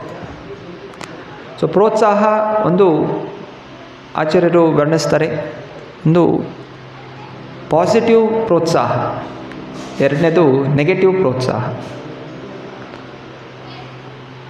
ಪಾಸಿಟಿವ್ ಅಂತ ಹೇಳಿದ್ರೆ, ಪ್ರೋತ್ಸಾಹ ಅಂತ ಹೇಳಿದ್ರೆ ನಾವು ಮಾಡ್ತಾ ಇರೋದ್ರನ್ನು ಗುಣಗಾನ ಮಾಡಬೇಕು. ಹೌದು, ಸ್ವಲ್ಪ ಮಟ್ಟಿಗೆ ಏನೋ ಒಂದು ಸ್ವಲ್ಪ ಒಳ್ಳೆಯದು ಮಾಡಿದಾಗ ಇನ್ನೊಬ್ಬರಿಗೆ ಅವರಿಗೆ ಪ್ರೋತ್ಸಾಹ ಕೊಡಬೇಕು. ಆಯಿತು, ಚೆನ್ನಾಗಿ ಮಾಡ್ತಾಯಿದ್ದೀರಾ, ಒಳ್ಳೆಯ ಸೇವೆ ಮಾಡ್ತಾಯಿದ್ದೀರಾ, ಒಳ್ಳೆಯ ಗುಣ ಹೊಂದಿದ್ದೀರಾ, ಯಾವುದು ಒಳ್ಳೆಯದಿದೆ ಅದನ್ನು ಇನ್ನೂ ಸ್ವಲ್ಪ ಗಾಳಿ ಬೀಸಿ ಅದಕ್ಕೆ ಬೆಳೆಸ್ಲಿಕ್ಕೆ ಪ್ರಯತ್ನ ಮಾಡಬೇಕು. ಆದರೆ ಏನು ಬಯಕೆ ಇರಬೇಕು, ನನ್ನಲ್ಲಿ ಏನೂ ಗುಣ ಇಲ್ಲ, ಆದರೂ ಭಕ್ತಾದಿಗಳು ನಮ್ಮ ಒಂದು ಗುಣವನ್ನು ಎತ್ತಿ ತೋರಿಸ್ತಾ ಇದ್ದಾರೆ, ತುಂಬ ಅಲ್ಪವಾದಂತಹ ಗುಣ ಅನ್ನೋ ಭಾವನೆ ಇರಬೇಕು. ಅದನ್ನು ಬಿಟ್ಟು ನಮಗೆ ಇನ್ನೂ ಆಸೆಗಳು ಬೆಳೀತಾ ಹೋದರೆ ಇನ್ನೂ ಗುಣಗಳನ್ನು ಜಾಸ್ತಿ ಮಾಡಬೇಕು, ಇನ್ನೂ ನನ್ನನ್ನು ಕೊಂಡಾಡಬೇಕು, ನಾನು ಇವತ್ತು ಏನು ಮಾಡಿದ್ರು ಇವತ್ತು ನನ್ನ ಯಾರೂ ಕೊಂಡಾಡಲಿಲ್ಲ ಅಲ್ಲ. ಸೊ ಹೀಗೆ ನಾವು ಭಾವನೆಗಳನ್ನು ಬೆಳೆಸ್ಕೊಂಡ್ರೆ ಮತ್ತು ಅದು ಕೂಡ ಕಷ್ಟಗಳಿಗೆ ಒಳಗಾಗ್ತೀವಿ. ಎರಡನೇದು ನೆಗೆಟಿವ್ ಪ್ರೋತ್ಸಾಹ.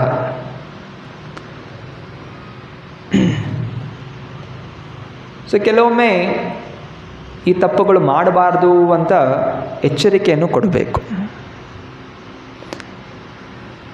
ಸೊ ಏನು ಎಚ್ಚರಿಕೆ ಹೇಳದೇ ಇದ್ದರೆ, ತಪ್ಪು ಮಾಡಿದಾಗ ಏನು ಹೇಳದೇ ಇದ್ದರೆ ವ್ಯಕ್ತಿ ಏನಾಗ್ತಾನೆ, ತಾನು ಮಾಡಿದೆಲ್ಲ ಸರಿ ಅಂತ ತಿಳ್ಕೊಂಡು ಕೊನೆಯಲ್ಲಿ ವಿನಾಶವನ್ನು ಹೊಂದುತ್ತಾನೆ. ಸೊ ಹೀಗೆ ಒಂದು ಕಥೆ ಇದೆ. ಒಂದು ವಿಧವೆ ಹೆಂಗಸು, ಒಬ್ಬನೇ ಒಬ್ಬ ಮಗ, ತುಂಬ ಪ್ರೀತಿಯಿಂದ ಸಾಕ್ತಾಳೆ. ಯಾರೂ ಇಲ್ಲ ನನಗೆ ಜೀವನಕ್ಕೆ ಇವನೇ ಒಬ್ಬ ದಾರಿ, ತುಂಬ ಪ್ರೀತಿಸ್ತಾ ಇದ್ಲು. ಆದರೆ ಸಣ್ಣ ಬಾಲಕ ಒಂದು ಕಳ್ಳತನ ಮಾಡುವಂಥ ಪ್ರವೃತ್ತಿಯನ್ನು ಬೆಳೆಸ್ಕೊಂಡ. ಶಾಲೆಯಲ್ಲಿ ಸಣ್ಣ ಪುಟ್ಟ ಪೆನ್ಸಿಲ್ಗಳು, ರಬ್ಬರ್ಗಳು ಕದಿಯೋದು, ಬಾಕ್ಸ್ಗಳು ಕದಿಯೋದು, ಬುಕ್ ಕದಿಯೋದು. ಯಾವಾಗ ಬೇರೆಯವ್ರು ಬಂದು ದೂರ್ತಾ ಇದ್ರು, ಅವಳ ತಾಯಿ ಏನು ಹೇಳ್ತದೆ, ಇಲ್ಲ ಇಲ್ಲ ನನ್ನ ಮಗ ಹಾಗೆ ಮಾಡ್ಲಿಕ್ಕೆ ಸಾಧ್ಯನೇ ಇಲ್ಲ. ಏನು ಪರೀಕ್ಷೆ ಮಾಡಲಿಕ್ಕೆ ಹೋಗಿಲ್ಲ, ಕೇಳಲಿಕ್ಕೆ ಹೋಗಲಿಲ್ಲ. ಕಾಲಕ್ರಮೇಣ ಬೆಳೀತಾ ಇದ್ದ ಹಾಗೆ ಇನ್ನು ದೊಡ್ಡ ದೊಡ್ಡ ಕಳ್ಳತನ ಮಾಡಲಿಕ್ಕೆ ಶುರು ಮಾಡ್ದ. ಎಲ್ಲರೂ ಬಂದು ದೂರ್ತಾ ಇದ್ರು, ಹಿಂಗೆ ಮಾಡ್ದ. ಆದರೂ ಕೂಡ ಇಲ್ಲ, ನನ್ನ ಮಗ ಅಂತೇಳಿ ಪ್ರೀತಿಸ್ತಾಯಿದ್ರು. ಒಂದು ದಿವಸ ಸರ್ಕಾರ ವಿರುದ್ಧವಾಗಿ ಒಂದು ದೊಡ್ಡ ಕಳ್ಳತನ ಮಾಡ್ತಾನೆ. ಸರ್ಕಾರ ಅವನಿಗೆ ಜೀವಾವಧಿ ಶಿಕ್ಷೆ, ನೇಣು ಗಲ್ಲಿಗೆ ಹೇರುವಂಥ ಶಿಕ್ಷೆಯನ್ನು ವಿಧಿಸ್ತಾರೆ. ಆಗ ಆ ತಾಯಿ ಆ ಮಗನನ್ನು ಭೇಟಿ ಆಗ್ಲಿಕ್ಕೆ ಹೋಗ್ತಾಳೆ. ಆಗ ಮಗ ಅಳ್ತಾ ಇರ್ತಾನೆ. ಅಳ್ತಾ ತಾಯಿಗೆ ಹೇಳ್ತಾನೆ, ಸ್ವಲ್ಪ ಹತ್ತಿರ ಬಾ, ನಿಂಗೇನೋ ಹೇಳಬೇಕು ಅಂತ. ಸೊ ಯಾವಾಗ ಹತ್ತಿರ ಹೋಗ್ತಾಳೆ, ಅವನು ಆ ತಾಯಿ ಕಿವಿಯನ್ನು ಕಚ್ಚಿ ಕಡ್ದು ಕಿತ್ತಾಕ್ಬಿಡ್ತಾನೆ. ತಾಯಿ ಕೇಳ್ತಾಳೆ, ಯಾಕೆ ಹಿಂಗೆ ಮಾಡಿದೆ? ನೀನು ಪ್ರೀತಿಸ್ತಾ ಇದ್ದೆ. ಹೌದು, ನೀನು ಪ್ರೀತಿಸ್ತಾ ಇದೆ, ಆದರೆ ನಾನು ಯಾವಾಗ ತಪ್ಪು ಮಾಡ್ತೇನೆ ದಂಡಿಸ್ಲಿಲ್ಲ. ನೀನು ಆವಾಗ ದಂಡಿಸಿದ್ರೆ ಇವತ್ತು ನನ್ನ ಜೀವ ಹೋಗ್ತಾ ಇರಲಿಲ್ಲ. ಆದರೆ ನಿನ್ನ ಆ ಒಂದು ಮುದ್ದು ಭಾವನೆಗಳಿಂದ ಏನಾಗಿದೆ, ಇವತ್ತು ನನ್ನ ಜೀವನ ನಾನು ಕಳ್ಕೊತಾ ಇದ್ದೀನಿ. ನೀನು ಮಾಡಿದಂತಹ ಪ್ರೀತಿ ಅದು ಪ್ರೀತಿ ಅಲ್ಲ ಅಂತ ಹೇಳಿ ಆವಾಗ ಹೇಳ್ತೆ. ಸೊ ಆದ್ದರಿಂದ ಶ್ರೀ ಪ್ರಭುಪಾದ ಹೇಳ್ತಾರೆ, ನಾವು ದಾರಿಯಲ್ಲಿ ಹೋಗಬೇಕಾದ್ರೆ ಈ ಟ್ರಾಫಿಕ್ ಸಿಗ್ನಲ್ಗಳು ಅನ್ನೋ ರೀತಿ ಸೈನ್ ಬೋರ್ಡ್ಗಳಿರುತ್ತೆ. ಎಚ್ಚರಿಕೆಯಿಂದ ಇರಿ, ಮುಂದೆ ಹಂಪ್ ಇದೆ, ಟರ್ನಿಂಗ್ ಇದೆ, ಬೆಂಡ್ ಇದೆ, ಸಿಗ್ನಲ್ಗಳಿದೆ, ಟ್ರಾಫಿಕ್ ಇದೆ, ಒನ್ ವೇಯಲ್ಲಿ ಹೋಗಿ, ಒನ್ ವೇಲಿ ಹೋಗಬೇಡಿ. ಸೊ ಈಗ ನಾನಾ ರೀತಿ ಚಿಹ್ನೆಗಳಿದೆ. ಸೊ ವ್ಯಕ್ತಿ ಅದರಿಂದ ಭಯ ಬೀಳಬಾರ್ದು. ಅಯ್ಯೋ ಏನಪ್ಪ ಇದು, ಇಷ್ಟೊಂದೆಲ್ಲ ಚಿಹ್ನೆಗಳಿದೆ, ಹೋಗೋದು ಬೇಡ ಅಂತ ಹೇಳಿದೆ ಆಗೋದಿಲ್ಲ, ಹೋಗಲೇಬೇಕಾಗತ್ತೆ. ಆದರೆ ಚಿಹ್ನೆಗಳು ಕೊಟ್ಟಂಥ ಉದ್ದೇಶ ಏನು? ನಾವು ಎಚ್ಚರಿಕೆಯಿಂದ ಪ್ರಯಾಣ ಮಾಡಬೇಕು. ಆದ್ದರಿಂದ ನಾವು ಎಲ್ಲಿಗೆ ಹೋಗಬೇಕು ಅಂತಿದೆ, ಗುರಿ ತಲುಪಬೇಕು ಅಂತಿದ್ದೀವಿ, ನಾವು ಒಂದೇ ಭಾಗವಾಗಿ ತಲುಪ್ತೀವಿ ಅಲ್ವಾ? ಬೇರೆ ಬೇರೆ ಭಾಗಗಳಾಗಿ ತಲುಪಿದ್ರೆ ಆಗೋದಿಲ್ಲ. ಸೊ ಆದ್ದರಿಂದ ಪದ್ಮಪುರಾಣವು ಕೂಡ ನಮಗೆ 10 ಅಪರಾಧಗಳನ್ನ ಹೇಳುತ್ತೆ. ಬೃಹನ್ನಾರದ ಪುರಾಣ ಹಾಗೂ ಕಲಿ ಸಂತಾನ ಉಪನಿಷತ್ತಲ್ಲಿ ಹರೇ ಕೃಷ್ಣ ಕೃಷ್ಣ ಕೃಷ್ಣ ಹರೇ ಹರೇ, ಹರೇ ರಾಮ ರಾಮ ರಾಮ ಹರೇ ಹರೇ ಎಂದು ಜಪಿಸುವುದರಿಂದ ಸಕಲ ಕಲ್ಮಶಗಳು ದೂರ ಆಗುತ್ತೆ ಅಂತ ಹೇಳಲಾಗಿದೆ. ಆದರೆ ಅದೇ ಶಾಸ್ತ್ರ ನಮಗೆ ಎಚ್ಚರಿಕೆ ಕೊಡ್ತಾ ಇದೆ, ಈ ನಾಮ ಜಪ ಮಾಡಬೇಕಾದ್ರೆ ನಾವು 10 ಅಪರಾಧಗಳಿಂದ ಎಚ್ಚರಿಕೆಯಿಂದ ಜಪಿಸಬೇಕು. ಜಪ ಒಂದೇ ಮಾಡೋದು ಸಲ್ಲೋದಿಲ್ಲ, ಮಾಡುವಂಥ ಭಾವನೆ ಅದು ಸರಿಯಾಗಿರಬೇಕು. ಕೃಷ್ಣನನ್ನು ನಿಮಿಷ ಹಾಗೂ ಅನಿಮಿಷ ಎಂದು ಗುಣಗಾನ ಮಾಡಲಾಗಿದೆ. ನಿಮಿಷ ಅಂತ ಹೇಳಿದ್ರೆ ಅವನು ಕಣ್ಣು ರೆಪ್ಪೆ ಬಡಿತಾನೆ ಅಂತ. ಕಣ್ಣು ರೆಪ್ಪೆ ನಾವೆಲ್ಲ ಬಡಿತೀವಿ, ಇದು ಜೀವಿಗಳ ಗುಣ. ಆದರೆ ಭಗವಂತ ಅನಿಮಿಷ, ಅವನ ರೆಪ್ಪೆ ಬಡಿಯೋದಿಲ್ಲ. ಅಂದರೆ ಭಗವಂತ ನಿಮಿಷ ಅನಿಮಿಷ ಎರಡೂ ಕೂಡ ಹೇಳಲಾಗಿದೆ. ಅದರ ಅರ್ಥ ಏನು ಅಂತ ಹೇಳಿದರೆ, ಶ್ರದ್ಧಾವಂತ ಭಕ್ತರು ಕೆಲವೊಮ್ಮೆ ತಪ್ಪುಗಳು ಮಾಡಬಹುದು. ಆದರೆ ಭಗವಂತ ಅಂಥ ತಪ್ಪುಗಳಿಗೆ ಕಣ್ಣು ಮುಚ್ಕೋತಾನಂತೆ. ಆಯಿತು, ಚೆನ್ನಾಗಿ ಸೇವೆ ಮಾಡಿದ್ದಾನೆ, ಎಲ್ಲೋ ದಾರಿ ತಪ್ಪದ, ಪರವಾಗಿಲ್ಲ ಅಂತ ಹೇಳಿ ಅವನು ಕ್ಷಮೆಯನ್ನು ಕೊಡ್ತಾನೆ. ಭಗವಂತ ತುಂಬ ಕ್ರೂರಿಯಲ್ಲ. ಯಾವ ರೀತಿ ಪೂತನ ವಿಷ ಕೊಟ್ಟು ಹಾಲು ಕುಡಿಸ್ಬೇಕು ಅಂತ ಬಂದಿತ್ತು. ವರ್ಣನೆ ಬರುತ್ತೆ, ಕೃಷ್ಣ ಕಣ್ಣು ಮುಚ್ಕೊಂಡು ಹಾಲು ಕುಡ್ದ. ಕಣ್ಣು ಮುಚ್ಕೊಂಡು ಯಾಕೆ ಕುಡ್ದ? ಯಾಕಂದರೆ ಅವನು ನೋಡಲಿಲ್ಲ, ಈ ರಾಕ್ಷಸನಿಗೆ ವಿಷ ಕುಡಿಸ್ಲಿಕ್ಕೆ ಬಂದಿದ್ದಾಳೆ ಅಂತ ನೋಡಲಿಲ್ಲ. ಅವನೇನು ಅಂದ್ಕೊಂಡ, ಹಾಲು ಕುಡ್ಸೋಕ್ಕೆ ಬಂದಿದ್ದಾಳಲ್ಲ, ಸೇವೆ ಮಾಡೋಕ್ಕೆ ಬಂದಿದ್ದಾಳ ಅಂತ ಹೇಳಿ ಆ ಹಾಲು ಕುಡ್ದ. ಆದರೆ ಆ ಜೀವವನ್ನು ತೆಗೆದು ಆ ಜೀವಾತ್ಮವನ್ನು ಗೋಲಕ ವೃಂದಾವನ ಕಳಿಸ್ದ. ಸೊ ಭಗವಂತ ನಿಮಿಷ. ಶ್ರದ್ಧಾವಂತ ಭಕ್ತಾದಿಗಳು ಸ್ವಲ್ಪ ದಾರಿ ತಪ್ಪಿದಾಗ ಅವನು ಕಣ್ಣು ಮುಚ್ಚುತ್ತಾನೆ. ಅರೆ ಅನಿಮಿಷ, ಕಣ್ಣು ಮುಚ್ಚೋದಿಲ್ಲ, ಯಾವಾಗಲೂ ತೆಗೆದಿರ್ತಾನೆ. ತೆಗೆದು ಏನು ಮಾಡ್ತಾ ಇರ್ತಾನೆ, ಯಾವ ಭಕ್ತಾದಿಗಳು ಶ್ರದ್ಧೆಯಿಂದ ಕೆಲಸ ಮಾಡಿದ್ದಾರೆ, ಸ್ವಲ್ಪವಾದರೂ ಸೇವೆ ಅನ್ನೋದು ಮಾಡಿದ್ದಾರೆ, ಅದನ್ನು ಅವನು ನೆನಪಿಟ್ಕೋತಾನೆ. ನಾವು ಏನೇ ಶ್ರದ್ಧೆಯಿಂದ ಮಾಡಿರುವಂಥ ಕೆಲಸ ಅದು ಭಗವಂತನಿಗೆ ತಿಳಿದಿಲ್ಲ ಅಂತ ಇಲ್ಲ. ಭಗವಂತ ಎಲ್ಲವನ್ನು ಕೂಡ ಗಮನಿಸ್ತಾನೆ. ಏನೆಲ್ಲ ನಾವು ಪ್ರೀತಿಯಿಂದ ಮಾಡಿದ್ವಿ, ಶ್ರದ್ಧೆಯಿಂದ ಮಾಡಿದ್ವಿ, ಅದನ್ನು ನೆನಪಿಟ್ಕೋತಾನೆ. ನಮ್ಮ ಹಾಗೆ ಭಗವಂತನಿಗೆ ಮರವು ಅನ್ನೋದಿಲ್ಲ. ಆದ್ದರಿಂದಲೇ ರಾಮಚಂದ್ರ, ಹನುಮಂತ ಹಾಗೂ ಅಳಿಲು ಇಬ್ಬರು ಆ ಸೇತುವೆ ಕಟ್ಟಬೇಕಾದ್ರೆ ಹನುಮಂತ ಅಳಿಲ್ಗಂದ, ಸರಿ ದಾರಿ ಅಡ್ಡ ಬರಬೇಡ, ಸತ್ತೋಗ್ತೀಯ ಅಂತ ರಾಮಚಂದ್ರ ಕರೆದು ಇಬ್ಬರಿಗೂ ಎಚ್ಚರಿಕೆ ಕೊಡ್ತಾನೆ. ನೀನು ಶಕ್ತಿವಂತ, ನಿನ್ನ ಶಕ್ತಿ ಅನುಸಾರ ಬೆಟ್ಟಗಳನ್ನು ಹಾಕ್ತಾ ಇದೆಯಾ. ಆ ಅಳಿಲು ತನ್ನ ಶಕ್ತಿ ಅನುಸಾರ ಉಸ್ಕುಗಳನ್ನು ಬೆಟ್ಟಗಳ ಕಲ್ಲುಗಳ ಮಧ್ಯೆ ತುಂಬಿಸ್ತಾ ಇದ್ದಾನೆ. ಅದರಿಂದ ನನಗೆ ಇಬ್ಬರ ಸೇವೆಯೂ ಕೂಡ ಸಮಾನ, ಯಾವುದೇ ವ್ಯತ್ಯಾಸ ಇಲ್ಲ. ಆದ್ದರಿಂದ ಭಗವಂತ ಶ್ರದ್ಧೆಯಿಂದ ಮಾಡಿದಂತಹ ಒಂದು ಸೇವೆಗಳನ್ನು ನೆನಪಿಟ್ಕೋತಾನೆ, ಅದನ್ನು ಸ್ವೀಕಾರ ಮಾಡ್ತಾನೆ. ಆದ್ದರಿಂದ ಆಚಾರ್ಯರು ಹೇಳ್ತಾರೆ, ಭಕ್ತಿಯಲ್ಲಿ ಮುಂದುವರಿಬೇಕು ಅಂತ ಹೇಳಿದ್ರೆ ನಾವು ಭಕ್ತರ ಮಧ್ಯೆ ನಾವು ಎಚ್ಚರಿಕೆಯಿಂದ ಇರಬೇಕು. ಉತ್ತಮವಾದಂತಹ ಭಕ್ತಾದಿಗಳು, ಹಿರಿಯ ವೈಷ್ಣವರು, ಸಮಾನವಾದ ಭಕ್ತಾದಿಗಳು, ಕಿರಿಯ ಭಕ್ತಾದಿಗಳು, ಇದು ವಿಭಾಗಗಳಿದೆ. ಭಕ್ತಾದಿಗಳ ಮಧ್ಯೆ ನಾವು ಇಲಿ ಥರ ಇರಬೇಕು. ಹೊರಗಿನ ಜಗತ್ತಿನಲ್ಲಿ ನಾವು ಹುಲಿ ಥರ ಇರಬೇಕು. ಯಾರು ಭಕ್ತಿಗೆ ವಿರೋಧಿಸ್ತಾರೆ, ಭಗವಂತನ ವಿರೋಧಿಸ್ತಾರೆ, ನಿಂದನೆ ಮಾಡ್ತಾರೆ, ಅಪಸಂಪ್ರದಾಯಗಳಿದೆ, ಅವರನ್ನು ಸಿಂಹದ ಹಾಗೆ ಅವರನ್ನು ಎದುರಿಸಬೇಕು. ಶಾಸ್ತ್ರಗಳ ಮೂಲಕ ಅವರನ್ನು ಸೋಲಿಸಬೇಕು. ಹಾಗೂ ನಮ್ಮ ಶಾಸ್ತ್ರಗಳ ಜಯವನ್ನು ಹಾರಾಡಿಸ್ಬೇಕು, ಜಂಡವನ್ನು ಹಾರಾಡಿಸ್ಬೇಕು. ಹೀಗೆ ಎಚ್ಚರಿಕೆ, ನಾನಾ ಉದಾಹರಣೆಗಳು ಕೊಡ್ತಾರೆ. ಜಿಂಕೆ ಥರ ಇರಿ. ಜಿಂಕೆ ಸದಾ ಎಚ್ಚರಿಕೆಯಿಂದ ಇರುತ್ತೆ. ಅದು ಹುಲ್ಲು ತಿಂತಾ ಇರಲಿ, ಎಲ್ಲೇ ಓಡಾಡ್ತಾ ಇರಲಿ, ಏನೇ ಮಾಡ್ತಾ ಇರಲಿ, ಅದರ ಕಿವಿ ತುಂಬ ಎಚ್ಚರಿಕೆಯಿಂದ ಇರುತ್ತೆ. ಎಲ್ಲಿ ಒಂದು ಸಣ್ಣ ಶಬ್ದ ಬಂದರೂ ಕೂಡ ಅದು ಎದ್ದು ಓಡೋಗ್ಬಿಡುತ್ತೆ. ಆದರೂ ಕೂಡ ಅದು ನಿರ್ಲಕ್ಷ್ಯದಿಂದ ಕೂಡ ಇರೋದಿಲ್ಲ. ಹಾಗಂತ ಭಯದಿಂದ ಯಾವಾಗ ಹುಲಿ ಬಂದುಬಿಡುತ್ತೋ ಅಂತ ಏನು ತಿನ್ನೋದೇ ಬೇಡ, ಜೀವನವೇ ಬೇಡ ಅಂತ ಅದು ಅಳ್ಕೊಂಡು ಕೂತ್ಕೊಳ್ಳೋದಿಲ್ಲ. ತನ್ನ ಜೀವನವನ್ನು ನಡೆಸುತ್ತೆ, ಎಚ್ಚರಿಕೆಯಿಂದ ಜೀವನ ನಡೆಸುತ್ತೆ. ಅದರಿಂದ ಚೈತನ್ಯ ಮಹಾಪ್ರಭು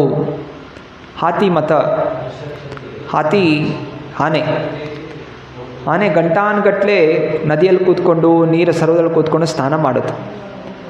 ಸರೋವರದಿಂದ ಆಚೆ ಬಂದ ತಕ್ಷಣ ಮತ್ತೆ ಪುನಃ ಎಲ್ಲ ಮಣ್ಣನ್ನು ತಗೊಂಡು ತನ್ನ ಮೈಗೆ ಹರ್ಚ್ಕೊಳ್ಳುತ್ತೆ.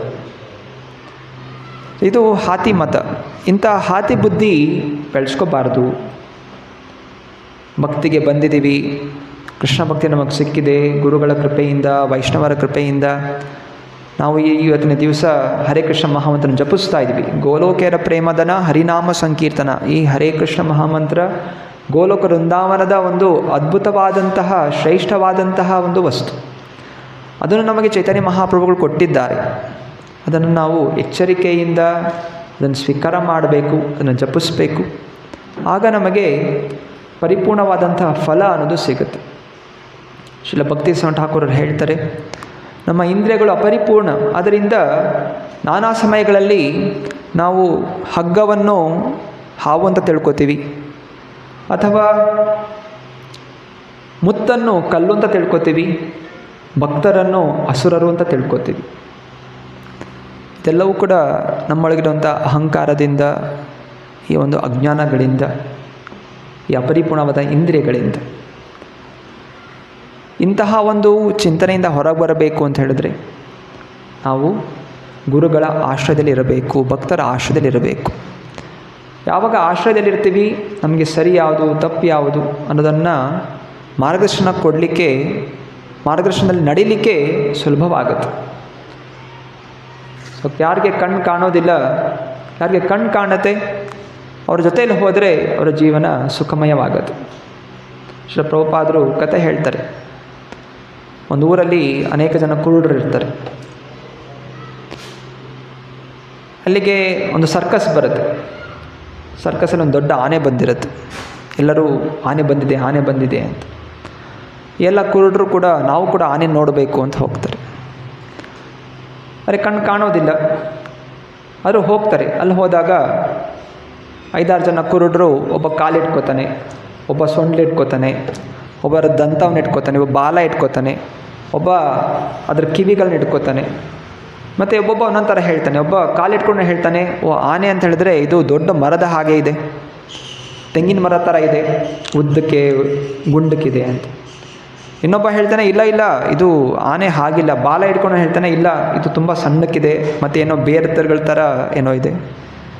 ಕಿವಿ ಇಟ್ಕೊಂಡು ಹೇಳ್ತಾನೆ, ಇಲ್ಲ ಇಲ್ಲ ಆನೆ ಹಾಗಿಲ್ಲ, ಆನೆ ಇದು ಬಾಳೆ ಎಲೆ ಥರ ಅಗಲವಾಗಿದೆ. ಇನ್ನೊಬ್ಬ ಅದು ದಂತ ಇಟ್ಕೊಂಡು, ಇಲ್ಲ ಇದು ಒಂದು ಕಡೆ ದಪ್ಪ ಇದೆ, ಒಂದು ಕಡೆ ಚೂಪಾಗಿದೆ ಅಂತ ಹೇಳ್ತಾರೆ. ಸೊ ಹೀಗೆ ಒಬ್ಬೊಬ್ಬರು ಅವರು ಜಗಳ ಆಡ್ತಾಯಿದ್ರು. ಆವಾಗ ಒಬ್ಬ ಕಣ್ಣು ಕಾಣೋಂಥ ವ್ಯಕ್ತಿ ಆ ಕಡೆ ನೋಡ್ತಾನೆ, ಹೋಗ್ತಾ ಇರ್ತಾನೆ. ಅವ್ನು ಗಮನಿಸ್ತಾನೆ, ಈ ಎಲ್ಲ ಕುರುಡರು ಏನೋ ವಾದ ಮಾಡ್ತಾ ಇದ್ದಾರೆ.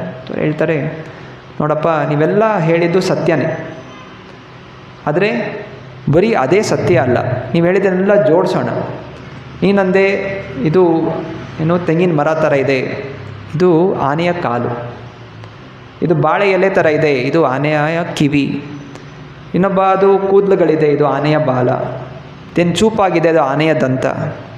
ಇದೆಲ್ಲ ಸೇರಿಸಿ ಯೋಚನೆ ಮಾಡಿದಾಗ ಅದೇನು ಕಾಣುತ್ತೆ, ಅದು ಆನೆ ಅಂತ ಹೇಳ್ತಾರೆ. ಸೊ ಹಾಗೆಯೇ ನಾವು ನಮ್ಮ ಅಪರಿಪೂರ್ಣವಾದಂಥ ಇಂದ್ರಿಯಗಳಿಂದ ನಾವು ಮಾಡಿದಂಥ ಚಿಂತನೆ, ನಾವು ಮಾಡಿದ್ದೇ ಸರಿ ಅಂತ ಹೇಳಿ ನಾವು ವಾದಗಳನ್ನು ಮಾಡ್ತಾ ಇರ್ತೀವಿ. ಅದರಿಂದ ನಾವು ಸದಾ ಪರಾಮರ್ಶೆ ಮಾಡ್ಕೋಬೇಕು. ಹಿರಿಯರಿಂದ ಪರಾಮರ್ಶೆ ಮಾಡ್ಕೊಂಡು ನಡೆದಾಗ ನಾವು ಸುಖವಾಗಿರ್ತೀವಿ, ಸುರಕ್ಷಿತವಾಗಿರ್ತೀವಿ. ಶ್ರೀಮದ್ ಭಾಗವತದ ತೃತೀಯ ಸ್ಕಂದದ 2ನೇ ಅಧ್ಯಾಯ 9ನೇ ಶ್ಲೋಕದಲ್ಲಿ ಉದ್ಧವ ವಿದುರನಿಗೆ ಹೇಳ್ತಾ ಇದ್ದಾನೆ. ಉದ್ಧವ ಹೇಳ್ತಾ ಇದ್ದಾನೆ, ಇಂಗಿತಾಜ್ಞಾ ಪುರು ಪ್ರಾರ್ಧ ಏಕಾರಾಮಶ್ಚ ಸಾತ್ವತಾಃ ಸಾತ್ವತಾಂ ಋಷಭಂ ಸರ್ವೇ ಭೂತಾವಾಸಂ ಅಮಾಂಸತೆ. ಉದ್ಧವ ಹೇಳ್ತಾ ಇದ್ದ, ಕೃಷ್ಣ ಯದುವಂಶದಲ್ಲಿ ಬಂದಿದ್ದ. ಅಂದರೆ ಎಲ್ಲ ಯದುವಂಶದವರು ಪ್ರತಿನಿತ್ಯ ಕೃಷ್ಣನ ನೋಡ್ತಾ ಇದ್ರು, ಕೃಷ್ಣ ಜೊತೆ ಓಡಾಡ್ತಾ ಇದ್ರು. ಆದರೆ ಆ ಯದುವಂಶದವರಿಗೆ ಕೃಷ್ಣ ಭಗವಂತ ಅಂತ ಅವ್ರಿಗೆ ನಂಬಿಕೆ ಇರಲಿಲ್ಲ. ಇದು ನಮ್ಮ ಒಂದು ವ್ಯಥೆ. ಸೊ ಇದೆಲ್ಲ ಈ ಮುಸಲೆಲ್ಲ ಮುಗಿದ ಮೇಲೆ ಉದ್ಧವ ಒಬ್ಬನೇ ಇರ್ತಾನೆ. ಅವನು ಹೋಗ್ಬಿಟ್ಟು ತಪಸ್ಸೆ ಬದ್ರಿನಾಥಕ್ಕೆ ಹೋಗಿರ್ತಾನೆ. ವಿದುರನ ಭೇಟಿಯಾದಾಗ ಯದುವಂಶದವ್ರು ಹೇಗಿರ್ತಾರೆ ಅಂತ ಪ್ರಶ್ನೆ ಮಾಡ್ತಾನೆ. ಆಗ ದುಃಖದಿಂದ ಉದ್ಧವ ಈ ಮಾತುಗಳನ್ನು ಹೇಳ್ತಾ ಇದ್ದಾನೆ. ಎಷ್ಟು ವರ್ಷ ಜೊತೆಯಲ್ಲಿದ್ದ. ಅರೆ ಯಾದವ್ರು ಅಂದ್ಕೊಂಡ್ರು ನಮ್ಮ ಹಾಗೆ ನಮ್ಮ ಕಡೆ ಯಾವನೊಬ್ಬ ಶಕ್ತಿಶಾದ ವ್ಯಕ್ತಿ ಇದ್ದಾನೆ ಅಷ್ಟೇ. ಅವ್ರಿಗಷ್ಟೇ ಗೊತ್ತಿದ್ದು ಕೃಷ್ಣ ಒಬ್ಬ ಶಕ್ತಿಶಾದ ವ್ಯಕ್ತಿಯಿಂದ ಗೊತ್ತಿದ್ದೇ ಹೊರತು ಜಗತ್ತಿನ ಒಡೆಯ, ನಮ್ಮ ಪಾಲಕ, ನಮ್ಮೆಲ್ಲರಿಗೂ ಅವನು ಏನೋ ಒಡೆಯ, ಅವನ ದಾಸರು ಅನ್ನೋಂಥ ಭಾವನೆ ಅವ್ರಿಗೆ ಇರಲಿಲ್ಲ. ಸೊ ಇದು ತುಂಬ ದುರಾದೃಷ್ಟವಾದಂಥ ಸನ್ನಿವೇಶ. ಆದ ಕಾರಣ ಕ್ರಮೇಣವಾಗಿ ಅವರೆಲ್ಲರೂ ಕೂಡ ವಿನಾಶವನ್ನು ಹೊಂದಿದ್ರು. ನಮ್ರ ಭಾವನೆ ಇದು ವೈಷ್ಣವರ ಆಭರಣ. ಚಿನ್ನ, ವಜ್ರ, ಬೆಳ್ಳಿ, ಕಾರು, ಬಂಗಲೆ, ದೊಡ್ಡ ಮನೆಗಳು, ಈ ಆಡಂಬರಗಳು ಕೃಷ್ಣನನ್ನು ಒಲಿಸೋದಿಲ್ಲ. ಕೃಷ್ಣ ನಮ್ಮ ಕಡೆ ಒಲಿಬೇಕು ಅಂತ ಹೇಳಿದ್ರೆ ಮುಖ್ಯವಾದಂತಹ ಒಂದು ಆಭರಣ ನಾವು ಧರಿಸ್ಕೋಬೇಕಾಗಿರುವಂಥದ್ದು ಈ ನಮ್ರತೆ, ಹ್ಯೂಮಿಲಿಟಿ. ಶ್ರೀಲ ಪ್ರಭುಪಾದರು ಆ ನಮ್ರ ಭಾವನೆ ಎತ್ತಿ ತೋರಿಸಿದ್ರು, ಹೇಗಿರಬೇಕು ಭಕ್ತರು ಅಂತ ಹೇಳಿದ್ರು. ದೊಡ್ಡ ಸನ್ಯಾಸಿಗಳು, ಭಕ್ತಿ ವೇದಾಂತ ಪಡೆದಂಥವರು, ಪದವಿ ಪಡೆದಂಥವರು, 70 ವಯಸ್ಸು ಅನುಭವ, ಜೀವನದ ವಯಸ್ಸು ಅನುಭವ ಎಲ್ಲ ಇದ್ದಂಥವರು ಯಾವ ರೀತಿ ಜೀವನ ನಡೆಸ್ತಾ ಇದ್ರು ಅನ್ನೋದು ನಾವು ಓದಬೇಕು, ತಿಳಿಬೇಕು. ಅವರ ಪದಚಿಹ್ನೆಯಲ್ಲಿ ನಾವು ನಡಿಬೇಕು.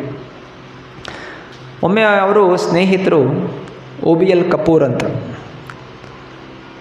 ಅವರಿಬ್ಬರು ಕೂಡ ಒಂದು ಬಾಲ್ಯ ಸ್ನೇಹಿತರು, ಜೊತೆಯಲ್ಲಿ ಬೆಳೆದಂಥವರು. ಕಾಲಕ್ರಮೇಣ ಅವರು ವ್ಯಾಪಾರದಲ್ಲಿ ನಡೆದರು. ಪ್ರಭುಪಾದರು ಭಕ್ತಿಯ ಮಾರ್ಗದಲ್ಲಿ ಮುಂದುವರಿತಾ ಇದ್ದರು. ಅರೆ ಸನ್ಯಾಸ ಸ್ವೀಕಾರ ಮಾಡಲಿಕ್ಕಿಂತ ಮುಂಚೆ ಶ್ರೀಲ ಪ್ರಭುಪಾದರು ಅವರು ಒಂದು ರಾಸಾಯನಿಕ ವಸ್ತುಗಳನ್ನು ವ್ಯಾಪಾರ ಮಾಡ್ತಾಯಿದ್ರು. ಫಾರ್ಮಸ್ಯೂಟಿಕಲ್ ಕಂಪನಿ, ಮೆಡಿಸಿನ್ಸ್, ಡ್ರಗ್ಸ್ ಇದೆಲ್ಲ ಅವರೇ ತಯಾರಿ ಮಾಡ್ತಾಯಿದ್ರು. ಅದನ್ನು ಬೇರೆ ಬೇರೆ ಕಡೆ ವಿತರಣೆ ಮಾಡ್ತಾಯಿದ್ರು. ಒಮ್ಮೆ OBL ಕಪೂರ್ಗೆ ಏನೋ ಒಂದು ಹೊಟ್ಟೆ ನೋವು ಅನ್ನೋದು ಆಗುತ್ತೆ. ಸೊ ಪ್ರಭುಪಾದನ್ನು ಕೇಳಿದಾಗ ಪ್ರಭುಪಾದ ಅವರೇ ಸ್ವತಃ ಒಂದು ಔಷಧಿಯನ್ನು ತಯಾರು ಮಾಡಿ OBL ಕಪೂರ್ಗೆ ಕೊಡ್ತಾರೆ. ಆಗ ತುರಂತವಾಗಿ ಅವರ ಹೊಟ್ಟೆ ನೋವು ಗುಣ ಆಗುತ್ತೆ. ನಂತರ ಧನ್ಯವಾದ ಕೊಡ್ತಾರೆ.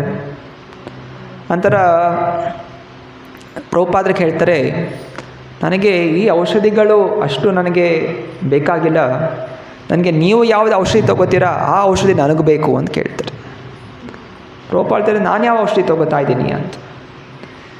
ನೀವು ಯಾವ ಔಷಧಿಯಿಂದ ನಿಮ್ಮ ಚಿಂತನೆ ಸದಾ ಕೃಷ್ಣನೇ ಇರುತ್ತೆ, ಯಾವಾಗಲೂ ಕೃಷ್ಣ ನಾಮಸ್ಮರಣೆ ಮಾಡ್ತಾರೆ, ಕೃಷ್ಣ ಚಿಂತನೆ ಮಾಡ್ತಾರೆ, ಯಾವತ್ತೂ ಆ ದಾರಿಯಿಂದ ತಪ್ಪುತ್ತಾ ಇಲ್ಲ.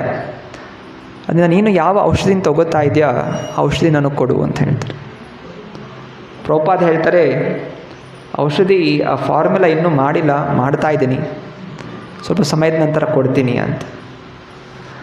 ಸ್ವಲ್ಪ ದಿವಸ ಆದಮೇಲೆ ತಿರ್ಗಾ ಕೇಳ್ತಾರೆ, ಅದು ಫಾರ್ಮುಲಾ ಸಿಗ್ತಾ ಅಂತ. ಪ್ರಭುಪಾದ ಹೇಳ್ತಾರೆ, ಪದಾರ್ಥಗಳು ಸಿಕ್ಕಿದೆ, ಅದನ್ನು ಕೊಡ್ಬೋದು ಅಂತ. ಏನು ಪದಾರ್ಥ?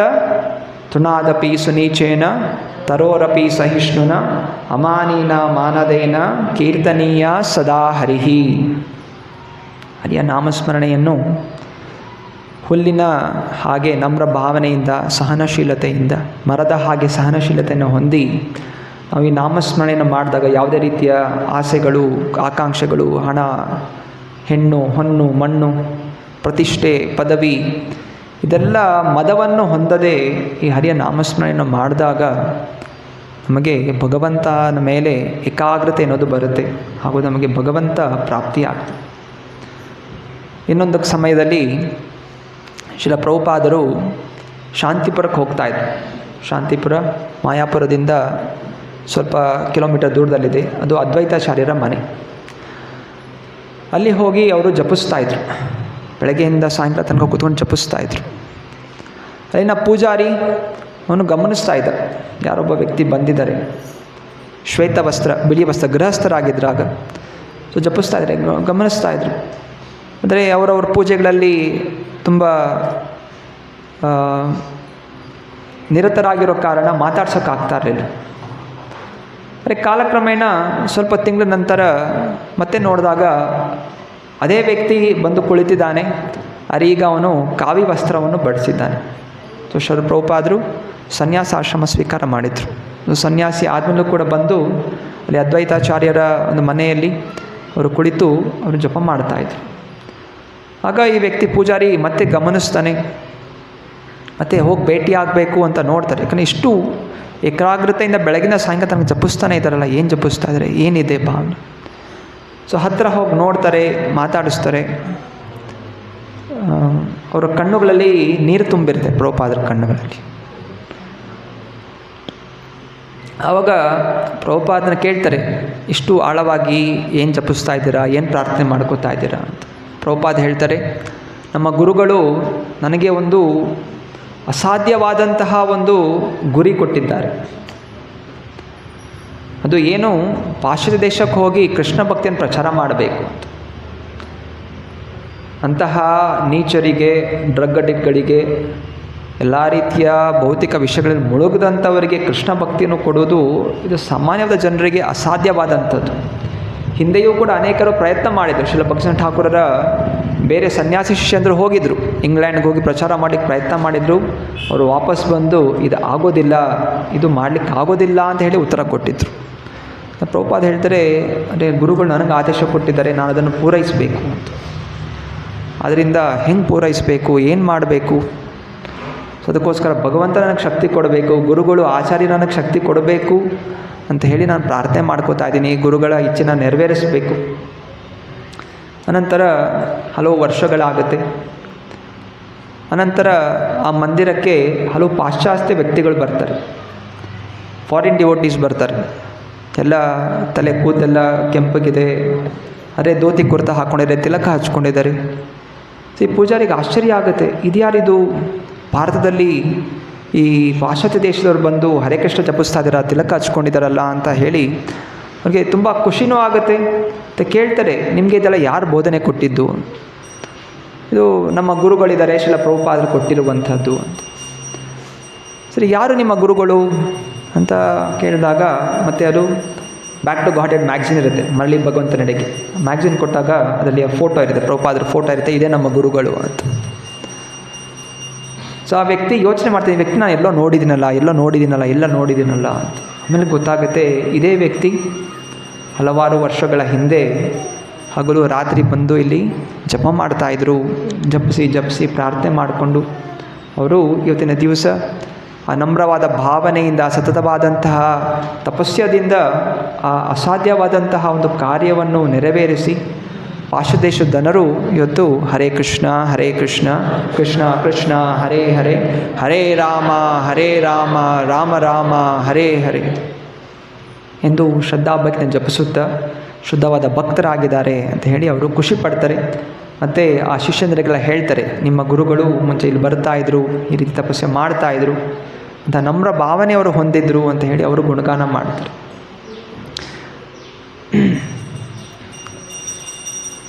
ಒಬ್ಬನು ಭಕ್ತನಾಗಿರಬೇಕೇ ಹೊರತು ಭಕ್ತನ ವೇಷದಲ್ಲಿ ಮಿಥ್ಯಾಚಾರಿ ಆಗಬಾರ್ದು. ಯಾವಾಗ ಅಹಂಕಾರ ಬೆಳೆಸ್ಕೋತೀವಿ, ಅಜ್ಞಾನ ಬೆಳೆಸ್ಕೋತೀವಿ, ಭೌತಿಕ ಆಸೆಗಳನ್ನು ಇಟ್ಕೊಂಡು ಭಕ್ತಿ ಮಾಡಲಿಕ್ಕೆ ಪ್ರಯತ್ನ ಮಾಡ್ತೀವಿ, ಆವಾಗ ನಾವು ಮಿಥ್ಯಾಚಾರಿಗಳಾಗ್ತೀವಿ. ಭೌತಿಕ ಆಸೆಗಳು ಬರೋದು ಸಹಜ. ಯಾಕಂದರೆ ಇದು ಭೌತಿಕ ಜಗತ್ತಲ್ಲಿ ಇದ್ದೀವಿ, ಭೌತಿಕ ಗುಣಗಳು ಅಲ್ಲಿ ನಾವು ಬೆಳೆದಿದ್ದೀವಿ. ಮನಸ್ಸು ಭೌತಿಕ ವಸ್ತುಗಳಿಗೆ, ಚಿಂತನೆಗಳಿಗೆ, ಚಟುವಟಿಕೆಗಳಿಗೆ ಆಕರ್ಷಣೆ ಆಗುವಂಥ ಸಹಜ. ಆದರೆ ಯಾವಾಗ ನಾವು ಈ ಜ್ಞಾನ ತಿಳಿದಿದ್ದೀವಿ, ನಾವು ಹಂಗೆ ಮಾಡಬಾರ್ದು, ಹಂಗೆ ಚಿಂತನೆ ಮಾಡಬಾರ್ದು ಅಂತಿದ್ದಾಗ, ಆ ಚಿಂತನೆಗಳು ಬಂದಾಗ ಅದನ್ನು ನಾವು ನಿಲ್ಲಿಸಬೇಕು, ಅದನ್ನು ಎದುರಿಸಬೇಕು. ಆ ಚಿಂತನೆಗಳಿಂದ ನಾವು ಚಿಂತನೆ ಮಾಡಬಾರ್ದು ಅಂತಲೂ ವಿರೋಧಿಸಬೇಕು. ಅದನ್ನು ಬಿಟ್ಟು ಆ ಚಿಂತನೆಯನ್ನು ಹಾಗೇ ನಾವು ಮುಂದುವರಿಸ್ತಾ ಹೋದರೆ, ಪಾಲನೆ ಮಾಡಿದಾಗ ಆ ಚಿಂತನೆ ಏನಾಗುತ್ತೆ, ಕಾರ್ಯಗತಗೊಳ್ಳುತ್ತೆ. ಒಂದು ಕಾರ್ಯ ಆಗಬೇಕು ಅಂತ ಹೇಳಿದ್ರೆ ಮೊದಲು ಚಿಂತನೆ ಬರುತ್ತೆ. ಭಗವದ್ಗೀತೆಯಲ್ಲಿ ಒಂದು ಶ್ಲೋಕ ಇದೆ, ಜ್ಞಾಪಕ ಇದೆಯಾ? ಧ್ಯಾಯತೋ ವಿಷಯಾನ್ ಪುಂಸಃ ಸಂಗಸ್ತೇಷು ಉಪಜಾಯತೆ ಸಂಗಾತ್ ಸಂಜಾಯತೆ ಕಾಮಃ ಕಾಮಾತ್ ಕ್ರೋಧೋಭಿ ಜಾಯತೆ. ಹೀಗೆ ಒಂದು ವಸ್ತುವಿನ ಮೇಲೆ ಒಂದು ಯಾವುದೋ ಒಂದು ಚಿಂತನೆ ಸದಾ ಅದನ್ನೇ ಚಿಂತನೆ ಮಾಡ್ತಾ ಮೋಹಿತರಾಗಿ ಇದಕ್ಕೆ ಮೋಹ ಉಂಟಾಗುತ್ತೆ. ಮೋಹದಿಂದ ಅದು ಕ್ರೋಧಕ್ಕೆ ಬದಲಾಗುತ್ತೆ. ಕ್ರೋಧದಿಂದ ಬುದ್ಧಿ ಭ್ರಮಿತವಾಗುತ್ತೆ. ಭ್ರಮಿತವಾದ ಬುದ್ಧಿಯಿಂದ ಒಬ್ಬನು ವಿನಾಶವನ್ನು ಪಡಿತಾನೆ. ಇದಕ್ಕೆ ತಪ್ಪಿಸಿಕೊಳ್ಳುವಂತಹ ಒಂದು ಮಾರ್ಗ, ನಾನು ಅಲ್ಪ.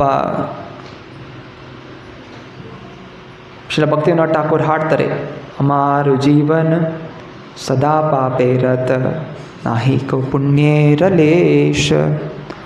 ಶ್ರೀಲ ಭಕ್ತಿವಿನೋದ್ ಠಾಕೂರರು ಮಹಾನ್ ಪಂಡಿತರು, ಸಕಲ ಜ್ಞಾನ ತಿಳಿದಂಥವರು. ಭೌತಿಕವಾಗಿ ಆಧ್ಯಾತ್ಮಿಕವಾಗಿಯೂ ಕೂಡ. ಭೌತಿಕವಾಗಿ ಕೂಡ ಅವರು ಮ್ಯಾಜಿಸ್ಟ್ರೇಟ್ ಆಗಿದ್ದರು. ಬ್ರಿಟಿಷರು ಕೂಡ ಅವರ ಮಾತುಗಳನ್ನು ಕೇಳ್ತಾ ಇದ್ರು.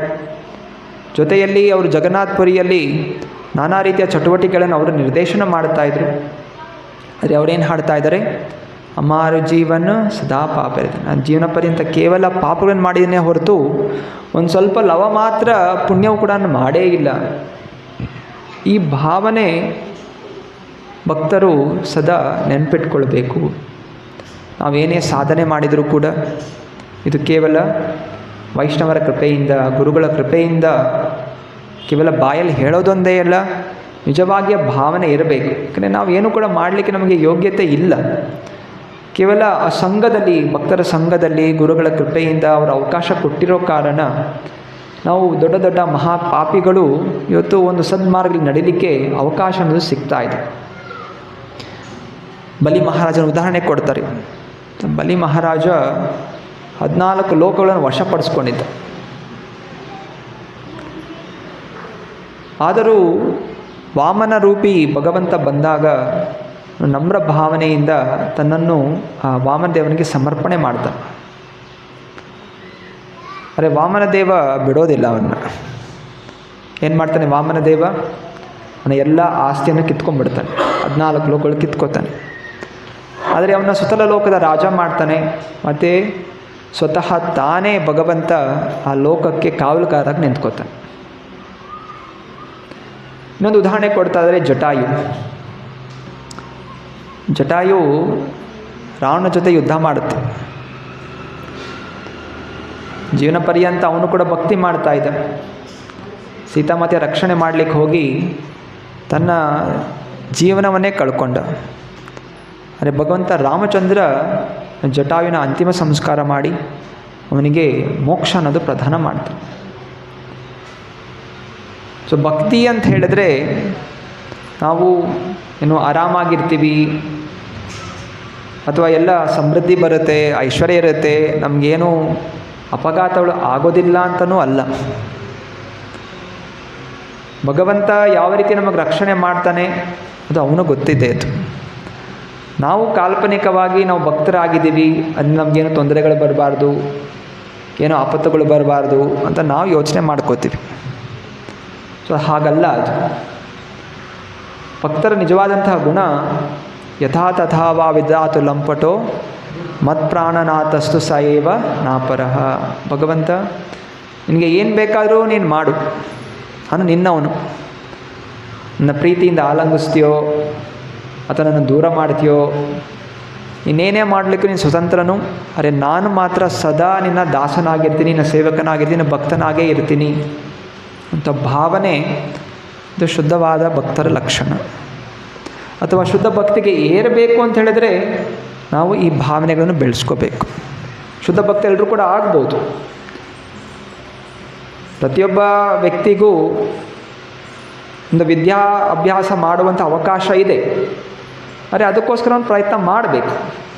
ಮಗು ಮನೆಯಲ್ಲೇ ಕೂತ್ಕೊಂಡು ಆಟ ಆಡಿಕೊಂಡು ನಾನು ವಿದ್ಯಾವಂತನಾಗ್ತೀನಿ ಅಂದರೆ ಆಗೋದಿಲ್ಲ. ಶಾಲೆಗೆ ಹೋಗಬೇಕು, ಶಾಲೆ ನಿಯಮಗಳನ್ನು ಪಾಲನೆ ಮಾಡಬೇಕು, ಪುಸ್ತಕಗಳನ್ನು ಓದಬೇಕು, ಪರೀಕ್ಷೆ ಬರೀಬೇಕು, ಉತ್ತೀರ್ಣನಾಗಬೇಕು, ಮತ್ತು ಅವನು ಯಾವುದೋ ಒಂದು ಡಿಗ್ರಿ ಅವನ ಇಚ್ಛೆವಾದದ್ದು ಅವನು ಪೂರ್ಣಗೊಳಿಸ್ಬೋದು. ಹಾಗೆಯೇ ನಾವು ಕೂಡ ಉತ್ತಮ ಭಕ್ತರಾಗಬೇಕು, ಉತ್ತಮ ಅಧಿಕಾರಿಗಳಾಗಬೇಕು, ಉತ್ತಮವಾದ ವೈಷ್ಣವರಾಗಬೇಕು. ಅದಕ್ಕೋಸ್ಕರ ಆ ಉತ್ತಮ ಭಕ್ತಾದಿಗಳ ಗುಣ ಏನಿದೆ ಅದನ್ನು ನಾವು ಸದಾ ನೆನಪಿಟ್ಕೋಬೇಕು. ಆ ಮಾರ್ಗಕ್ಕೆ ಏರಲಿಕ್ಕೆ ಸದಾ ಪ್ರಯತ್ನವನ್ನು ಮಾಡಬೇಕು. ಹೀಗೆ ಮಾಡೋದರಿಂದ ಕ್ರಮೇಣವಾಗಿ ನಾವು ಉತ್ಸಾಹ ಬೆಳೆಸ್ಕೋಬೇಕು. ಹೊಸ ಭಕ್ತರಿಗೂ ಕೂಡ ಇನ್ನೊಬ್ಬ ಭಕ್ತರಿಗೂ ಕೂಡ ಉತ್ಸಾಹವನ್ನು ಬೆಳೆಸಲಿಕ್ಕೆ ಪ್ರಯತ್ನವನ್ನು ಮಾಡಬೇಕು. ಯಾರೂ ಕೂಡ ಒಳ್ಳೆಯವರು ಅಂತ ಇಲ್ಲ. ಒಳ್ಳೆಯವರೆಲ್ಲ ಕೂಡ ವೈಕುಂಠ ಲೋಕದಲ್ಲಿದ್ದಾರೆ. ಯಾಕೆ ಇಲ್ಲಿದ್ದೀವಿ ಕಲಿಯುಗದಲ್ಲಿ, ಇನ್ನೂ ನಾವು ಯಾಕೆಲ್ಲ ಇಲ್ಲಿದ್ದೀವಿ ಅಂತ ಹೇಳಿದ್ರೆ ನಾವೆಲ್ಲ ಪಾಪಿಗಳು. ಅದಕ್ಕೆ ಇಲ್ಲಿರೋದು. ಸತ್ಯಯುಗ ಆಯಿತು, ತ್ರೇತಾಯುಗ ಆಯಿತು, ದ್ವಾಪರ ಯುಗ ಆಯಿತು, ಕಲಿಯುಗ ಬಂದರೂ ಕೂಡ ಇನ್ನೂ ಉಳ್ಕೊಂಡಿದ್ದೀವಿ ಅಂತ ಹೇಳಿದ್ರೆ ನಾವು ಪಾಪಿಗಳು. ಆದರೂ ನಾವು ಪಾಪದಿಂದ ಮುಕ್ತರಾಗಲಿಕ್ಕೆ ಭಗವಂತ ನಮಗೆ ಅವಕಾಶ ಕೊಡ್ತಾರೆ. ಭಗವಂತನೇ ಅವಕಾಶ ಕೊಡ್ತಾ ಇರಬೇಕಾದ್ರೆ ನಾವು ಇನ್ನೊಬ್ಬರ ನಿಂದನೆ ಮಾಡಲಿಕ್ಕೆ ನಮಗೆ ಯಾವ ಯೋಗ್ಯತೆಯೂ ಕೂಡ ಇಲ್ಲ. ಭಗವದ್ಗೀತೆಯಲ್ಲಿ ಭಗವಂತ ಹೇಳ್ತಾನೆ, ಸರ್ವಧರ್ಮಾನ್ ಪರಿತ್ಯಜ್ಯ ಮಾಮೇಕಂ ಶರಣಂ ವ್ರಜ ಅಹಂ ತ್ವಂ ಸರ್ವ ಪಾಪೇಭ್ಯೋ ಮೋಕ್ಷಯಿಷ್ಯಾಮಿ ಮಾ ಶುಚ. ಭಗವಂತನೇ ಮೋಕ್ಷ ಕೊಡಲಿಕ್ಕೆ ತಯಾರಿದ್ದಾನೆ ಅವನಿಗೆ ಶರಣ ಆದಾಗ. ನಾವೇನು ಮಾಡ್ತೀವಿ, ನಾವು ಎಲ್ಲ ಮಾಡಿದಂಥ ತಪ್ಪುಗಳನ್ನ ನೆನ್ಪಿಟ್ಕೊಂಡು ಹಳೆಯ ತಪ್ಪುಗಳನ್ನೇ ನೆನೆಸಿ ಈ ವ್ಯಕ್ತಿ ಇಂಥವನು ಅಂಥೇಳಿ ಇನ್ನೊಬ್ಬರನ್ನ ಅವರಿಗೆ ಕಷ್ಟ ಕೊಡಲಿಕ್ಕೆ ನಾವು ಪ್ರಯತ್ನ ಮಾಡ್ತೀವಿ. ಒಮ್ಮೆ ಪ್ರಭುಪಾದರ ಶಿಷ್ಯರು ಪ್ರಭುಪಾದಕ್ಕೆ ಹೋಗಿ ಹೇಳ್ತಾರೆ, ಪ್ರಭುಪಾದ ಇವತ್ತು ಪೊಲೀಸ್ ಬಂದು ನನ್ನ ಅರೆಸ್ಟ್ ಮಾಡ್ತಾ ಇದ್ದಾರೆ, ನಾನು ಜೈಲಿಗೆ ಹೋಗ್ತಾ ಇದ್ದೀನಿ ಅಂತ. ಪ್ರಭುಪಾದ ಕೇಳ್ತಾರೆ, ಯಾಕಪ್ಪ ಏನಾಯಿತು? ಇಲ್ಲ, ನಾನು ಇಲ್ಲಿ ಈ ಸಂಘ ಸೇರಲಿಕ್ಕಿಂತ ಮುಂಚೆ ನಾನು ಡ್ರಗ್ಸ್ ಮಾಡ್ತಾಯಿದ್ದೆ, ಅದು ಕೋರ್ಟಲ್ಲಿ ನಿರೂಪಣೆ ಆಗಿದೆ, ಆದ್ದರಿಂದ ನಾನು ಜೈಲಿಗೆ ಹೋಗ್ತಾ ಇದ್ದೀನಿ. ಎಷ್ಟು ತಿಂಗಳು ಹೋಗ್ತಾ ಇದ್ಯಾ? 3 ತಿಂಗಳು ಹೋಗ್ತಾ ಇದ್ದೆ. ಪ್ರಭುಪಾದ ಹೇಳ್ತಾರೆ, ಆಯಿತು, ಚಿಂತನೆ ಮಾಡಬೇಡ, ಭಗವಂತ ಕೃಷ್ಣ ಕೂಡ ಜೈಲಲ್ಲೇ ಹುಟ್ಟಿದ್ದು. ನಾನೇನು ಜೈಲಲ್ಲಿ ಹೋಗಿ ಅಲ್ಲಿರುವ ಬೇರೆ ಜನರಿಗೂ ಕೂಡ ಏನೆಲ್ಲ ಇವತ್ತು ತಿಳಿದಿದೆಯಾ ಅದರ ಪ್ರಚಾರ ಮಾಡು ಅಂತ ಉತ್ಸಾಹ ಕೊಡ್ತಾ ಇದ್ದಾರೆ. ಮತ್ತು ಹೇಳ್ತಾರೆ, ಒಂದೊಂದು ಸಮಯ ನಾನು ಕೂಡ ಡ್ರಗ್ಸ್ ವ್ಯಾಪಾರ ಮಾಡ್ತಾ ಇದ್ದೆ. ಪ್ರಭುಪಾದ ಮಾಡಿದೆ, ಈ ಡ್ರಗ್ಸ್ ಅಲ್ಲ, ಇದು ಜೀವನ ಫಾರ್ಮಸ್ಯೂಟಿಕಲ್ ಮೆಡಿಸಿನ್ಸ್ ಅವರು ತಯಾರಿ ಮಾಡ್ತಾಯಿದ್ರು, ಔಷಧಿಗಳನ್ನು ತಯಾರಿ ಮಾಡ್ತಾಯಿದ್ರು. ಪ್ರಭುಪಾದ ಹಾಸ್ಯಾಸ್ಪದವಾಗಿ ಆ ಭಕ್ತನಿಗೆ ಉತ್ಸಾಹ ತುಂಬ್ತಾಯಿದ್ರು. ಅವ್ನಿಗೆ ಬೈಲಿಲ್ಲ, ಓ ಆಯಿತು ನಿನ್ನ ಜೀವನ ಇಷ್ಟೇ ಮುಗೀತು, ನೀನು ಉದ್ಧಾರ ಆಗೋದಿಲ್ಲ ಅಂತ ಬೈಲಿಲ್ಲ. ಬದಲಾಗಿ ಇರುವಂಥ ಪರಿಸ್ಥಿತಿ ಅದನ್ನು ಹೆಂಗೆ ಜಯಿಸ್ಬೋದು, ಜೈಲಿಗೆ ಹೋಗ್ತಾನೆ, ಆಯಿತು ಚಿಂತನೆ ಇಲ್ಲ, ಏನೋ ಇವಾಗ 3 ತಿಂಗಳು ಕಷ್ಟಪಡ್ತೀಯ, ಹೋಗಿ ಬಾ, ಆ ಶಿಕ್ಷೆ ಅನುಭವಿಸ್ಬಿಟ್ಟು ಹೊರಗೆ ಬಾ, ಮತ್ತೆಲ್ಲ ಒಳ್ಳೆಯದಾಗತ್ತೆ ಅಂತ. ಹೀಗೆ ಪ್ರಭುಪಾದರು ಗಮನಿಸ್ತಾ ಇದ್ದಿದ್ದು ಆ ವ್ಯಕ್ತಿ ಪಶ್ಚಾತ್ತಾಪ ಪಡ್ತಾ ಇದ್ದಾನೆ.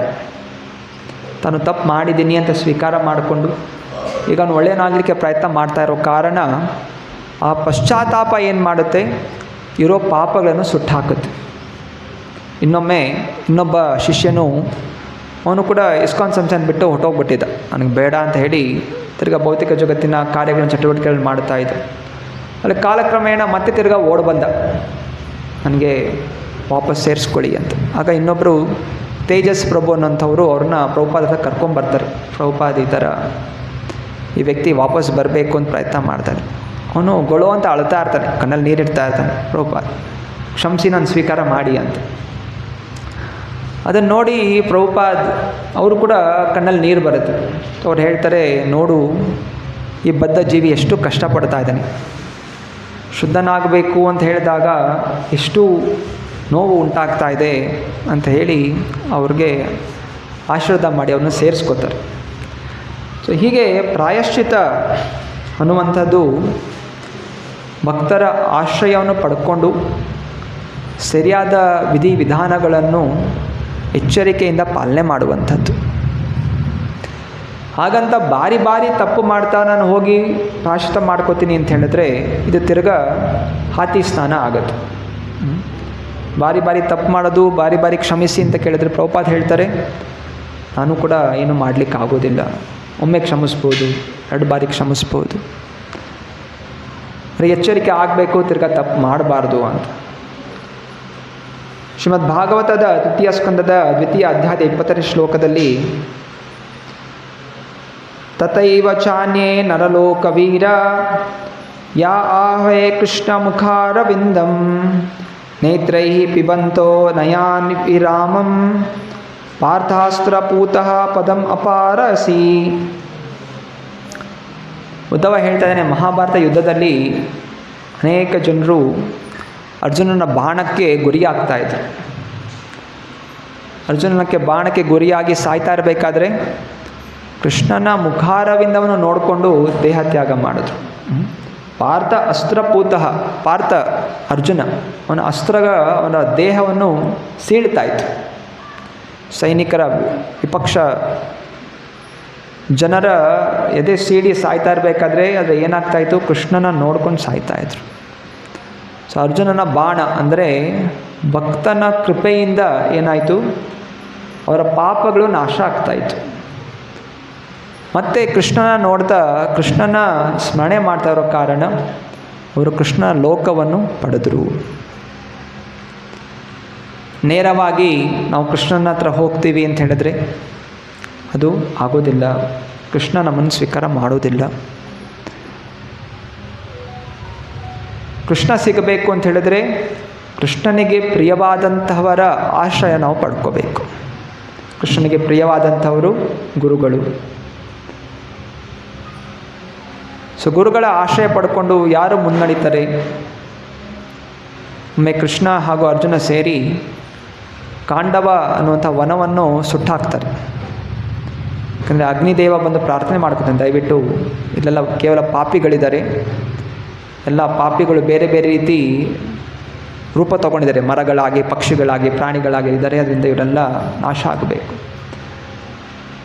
ಹಾಗೆ ಅಗ್ನಿಗೂ ಕೂಡ ಏನೋ ದೋಷ ಇರುತ್ತೆ, ಆ ದೋಷ ನಿವಾರಣೆ ಆಗಲಿಕ್ಕೆ ಅದು ಆಗಬೇಕಾಗುತ್ತೆ. ಅಂದ ಕೃಷ್ಣ ಅರ್ಜುನ ಸೇರಿಕೊಂಡು ಇಬ್ಬರು ಕೂಡ ಆ ಕಾಂಡವವನ್ನು ಧ್ವಂಸ ಮಾಡ್ತಾ ಇರ್ತಾರೆ. ಅಲ್ಲಿ ಒಬ್ಬ ಅಸುರ ಇರ್ತಾನೆ, ಮಾಯಾ ಅಂತ, ಮಾಯಾದಾನವ. ಕೃಷ್ಣ ಬಂದು ಪ್ರಾರ್ಥನೆ ಮಾಡ್ತಾರೆ, ನನಗೆ ಕ್ಷಮಿಸಿ, ನನಗೆ ರಕ್ಷಣೆ ಕೊಡಿ ಅಂತ. ಅರೆ ಕೃಷ್ಣ ಒಪ್ಕೊಳ್ಳೋದಿಲ್ಲ. ಅಂತರ ದಾನವ ಹೋಗಿ ಅರ್ಜುನನ ಕೇಳ್ಕೊತಾನೆ, ದಯವಿಟ್ಟು ನನ್ನ ರಕ್ಷಣೆ ಮಾಡಿ ಅಂತ. ಅವಾಗ ಅರ್ಜುನ ಕೇಳ್ತಾನೆ, ಕೃಷ್ಣ ಇವನನ್ನ ಆಶ್ರಯ ಕೇಳ್ತಾ ಇದ್ದಾನೆ, ದಯವಿಟ್ಟು ಇವನಿಗೆ ಕ್ಷಮಿಸು, ಇವನಿಗೆ ಆಶ್ರಯ ಕೊಡುವಂತ. ಕೃಷ್ಣ ಹೇಳ್ತಾನೆ, ಮುಂದೆ ಈ ಅರ್ಜುನನಿಗೋಸ್ಕರ ನೀನು ಸಹಾಯ ಮಾಡಬೇಕಾಗತ್ತೆ, ಮಾಡೋದಿದ್ದರೆ ನಾನು ನಿನಗೆ ಕ್ಷಮಿಸ್ತೀನಿ. ಮಾಯಾದಾನದ ಮುಂದೆ ಇಂದ್ರಪ್ರಸ್ಥ ಅನ್ನೋದು ಸ್ಥಾಪನೆ ಆಗುತ್ತೆ. ಅದೇ ಕಥೆಯ ಮೂಲಕ ಹೇಳ್ತಾ ಇರುವಂಥದ್ದು, ನಾವು ಮಾಡಿರುವಂತಹ ಪಾಪಗಳಿಗೆ ಭಗವಂತನ ವಿರೋಧ ಮಾಡಿ ಬಂದಿರೋದಕ್ಕೆ ಕ್ಷಮೆ ಯಾಚನೆ ಇಲ್ಲ. ಬ್ರಹ್ಮಾಂಡ ಭ್ರಮಿತೆ ಕೌನ್ ಭಾಗ್ಯಮನ್ ಜೀವ್, ಗುರು ಕೃಷ್ಣ ಕೃಪಾ ಪಾಯ್ ಭಕ್ತಿ ಲತಾ ಬೀಜ್. ಬ್ರಹ್ಮಾಂಡದಲ್ಲಿ ಆಧ್ಯಾತ್ಮಿಕ ಜಗತ್ತು ಬಿಟ್ಟು ಈ ಭೌತಿಕ ಜಗತ್ತಿಗೆ ಬಿದ್ದ ಮೇಲೆ ನಾವು ಮತ್ತೆ ಹೋಗುವಂತಹ ಯಾವ ಮಾರ್ಗವೂ ಇಲ್ಲ. ಜೀವಾತ್ಮಕ್ಕೆ ಗೋಚರ ಆಗೋದೇ ಇಲ್ಲ.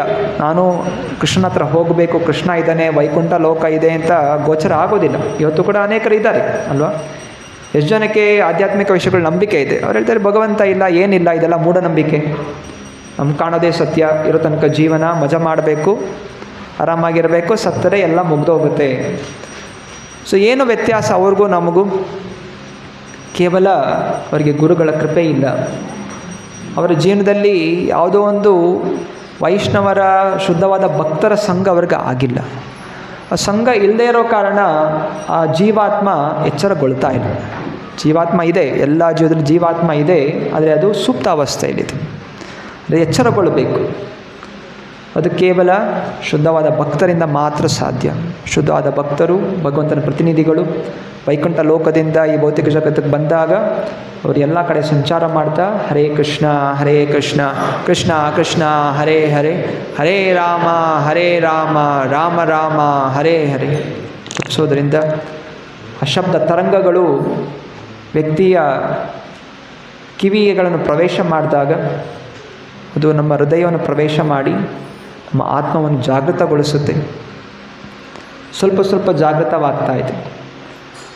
ಸ್ವಲ್ಪ ಜಾಗೃತವಾದಂತಹ ಜೀವಿಗಳು ಎಚ್ಚರಿಕೆಯಿಂದ ಸಂಪೂರ್ಣವಾಗಿ ಜಾಗೃತವಾಗಲಿಕ್ಕೆ ಪ್ರಯತ್ನ ಮಾಡಬೇಕು. ಅದು ನಮ್ರವಾದಂತಹ ಭಾವನೆ, ಗುರುಗಳ ಆಶ್ರಯ, ಈ ಗುಣಗಳನ್ನು ನಾವು ಮುಖ್ಯವಾಗಿ ಬೆಳೆಸ್ಕೋಬೇಕು. ಹರೇ ಕೃಷ್ಣ. ಅದು ಪ್ರಶ್ನೆಗಳಿದೆಯಾ ಇವತ್ತಿನ ಕ್ಲಾಸ್ನಿಂದ?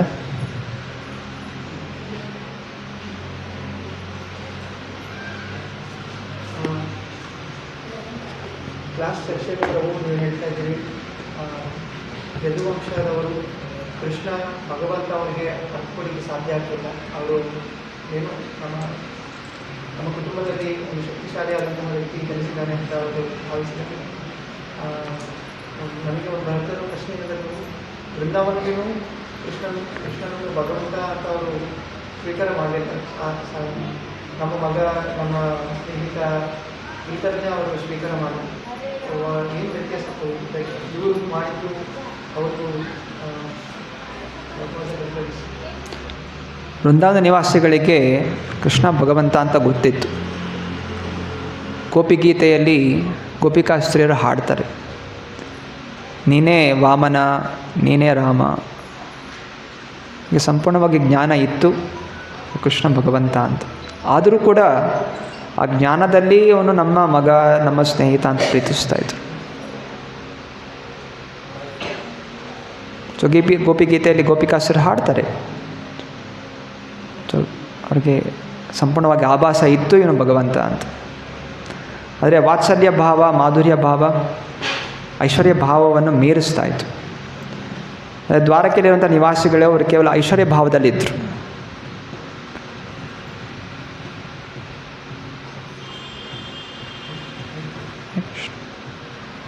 ಗ್ರಂಥರಾಜ್ ಶ್ರೀಮದ್ ಭಾಗವತಂ ಕಿ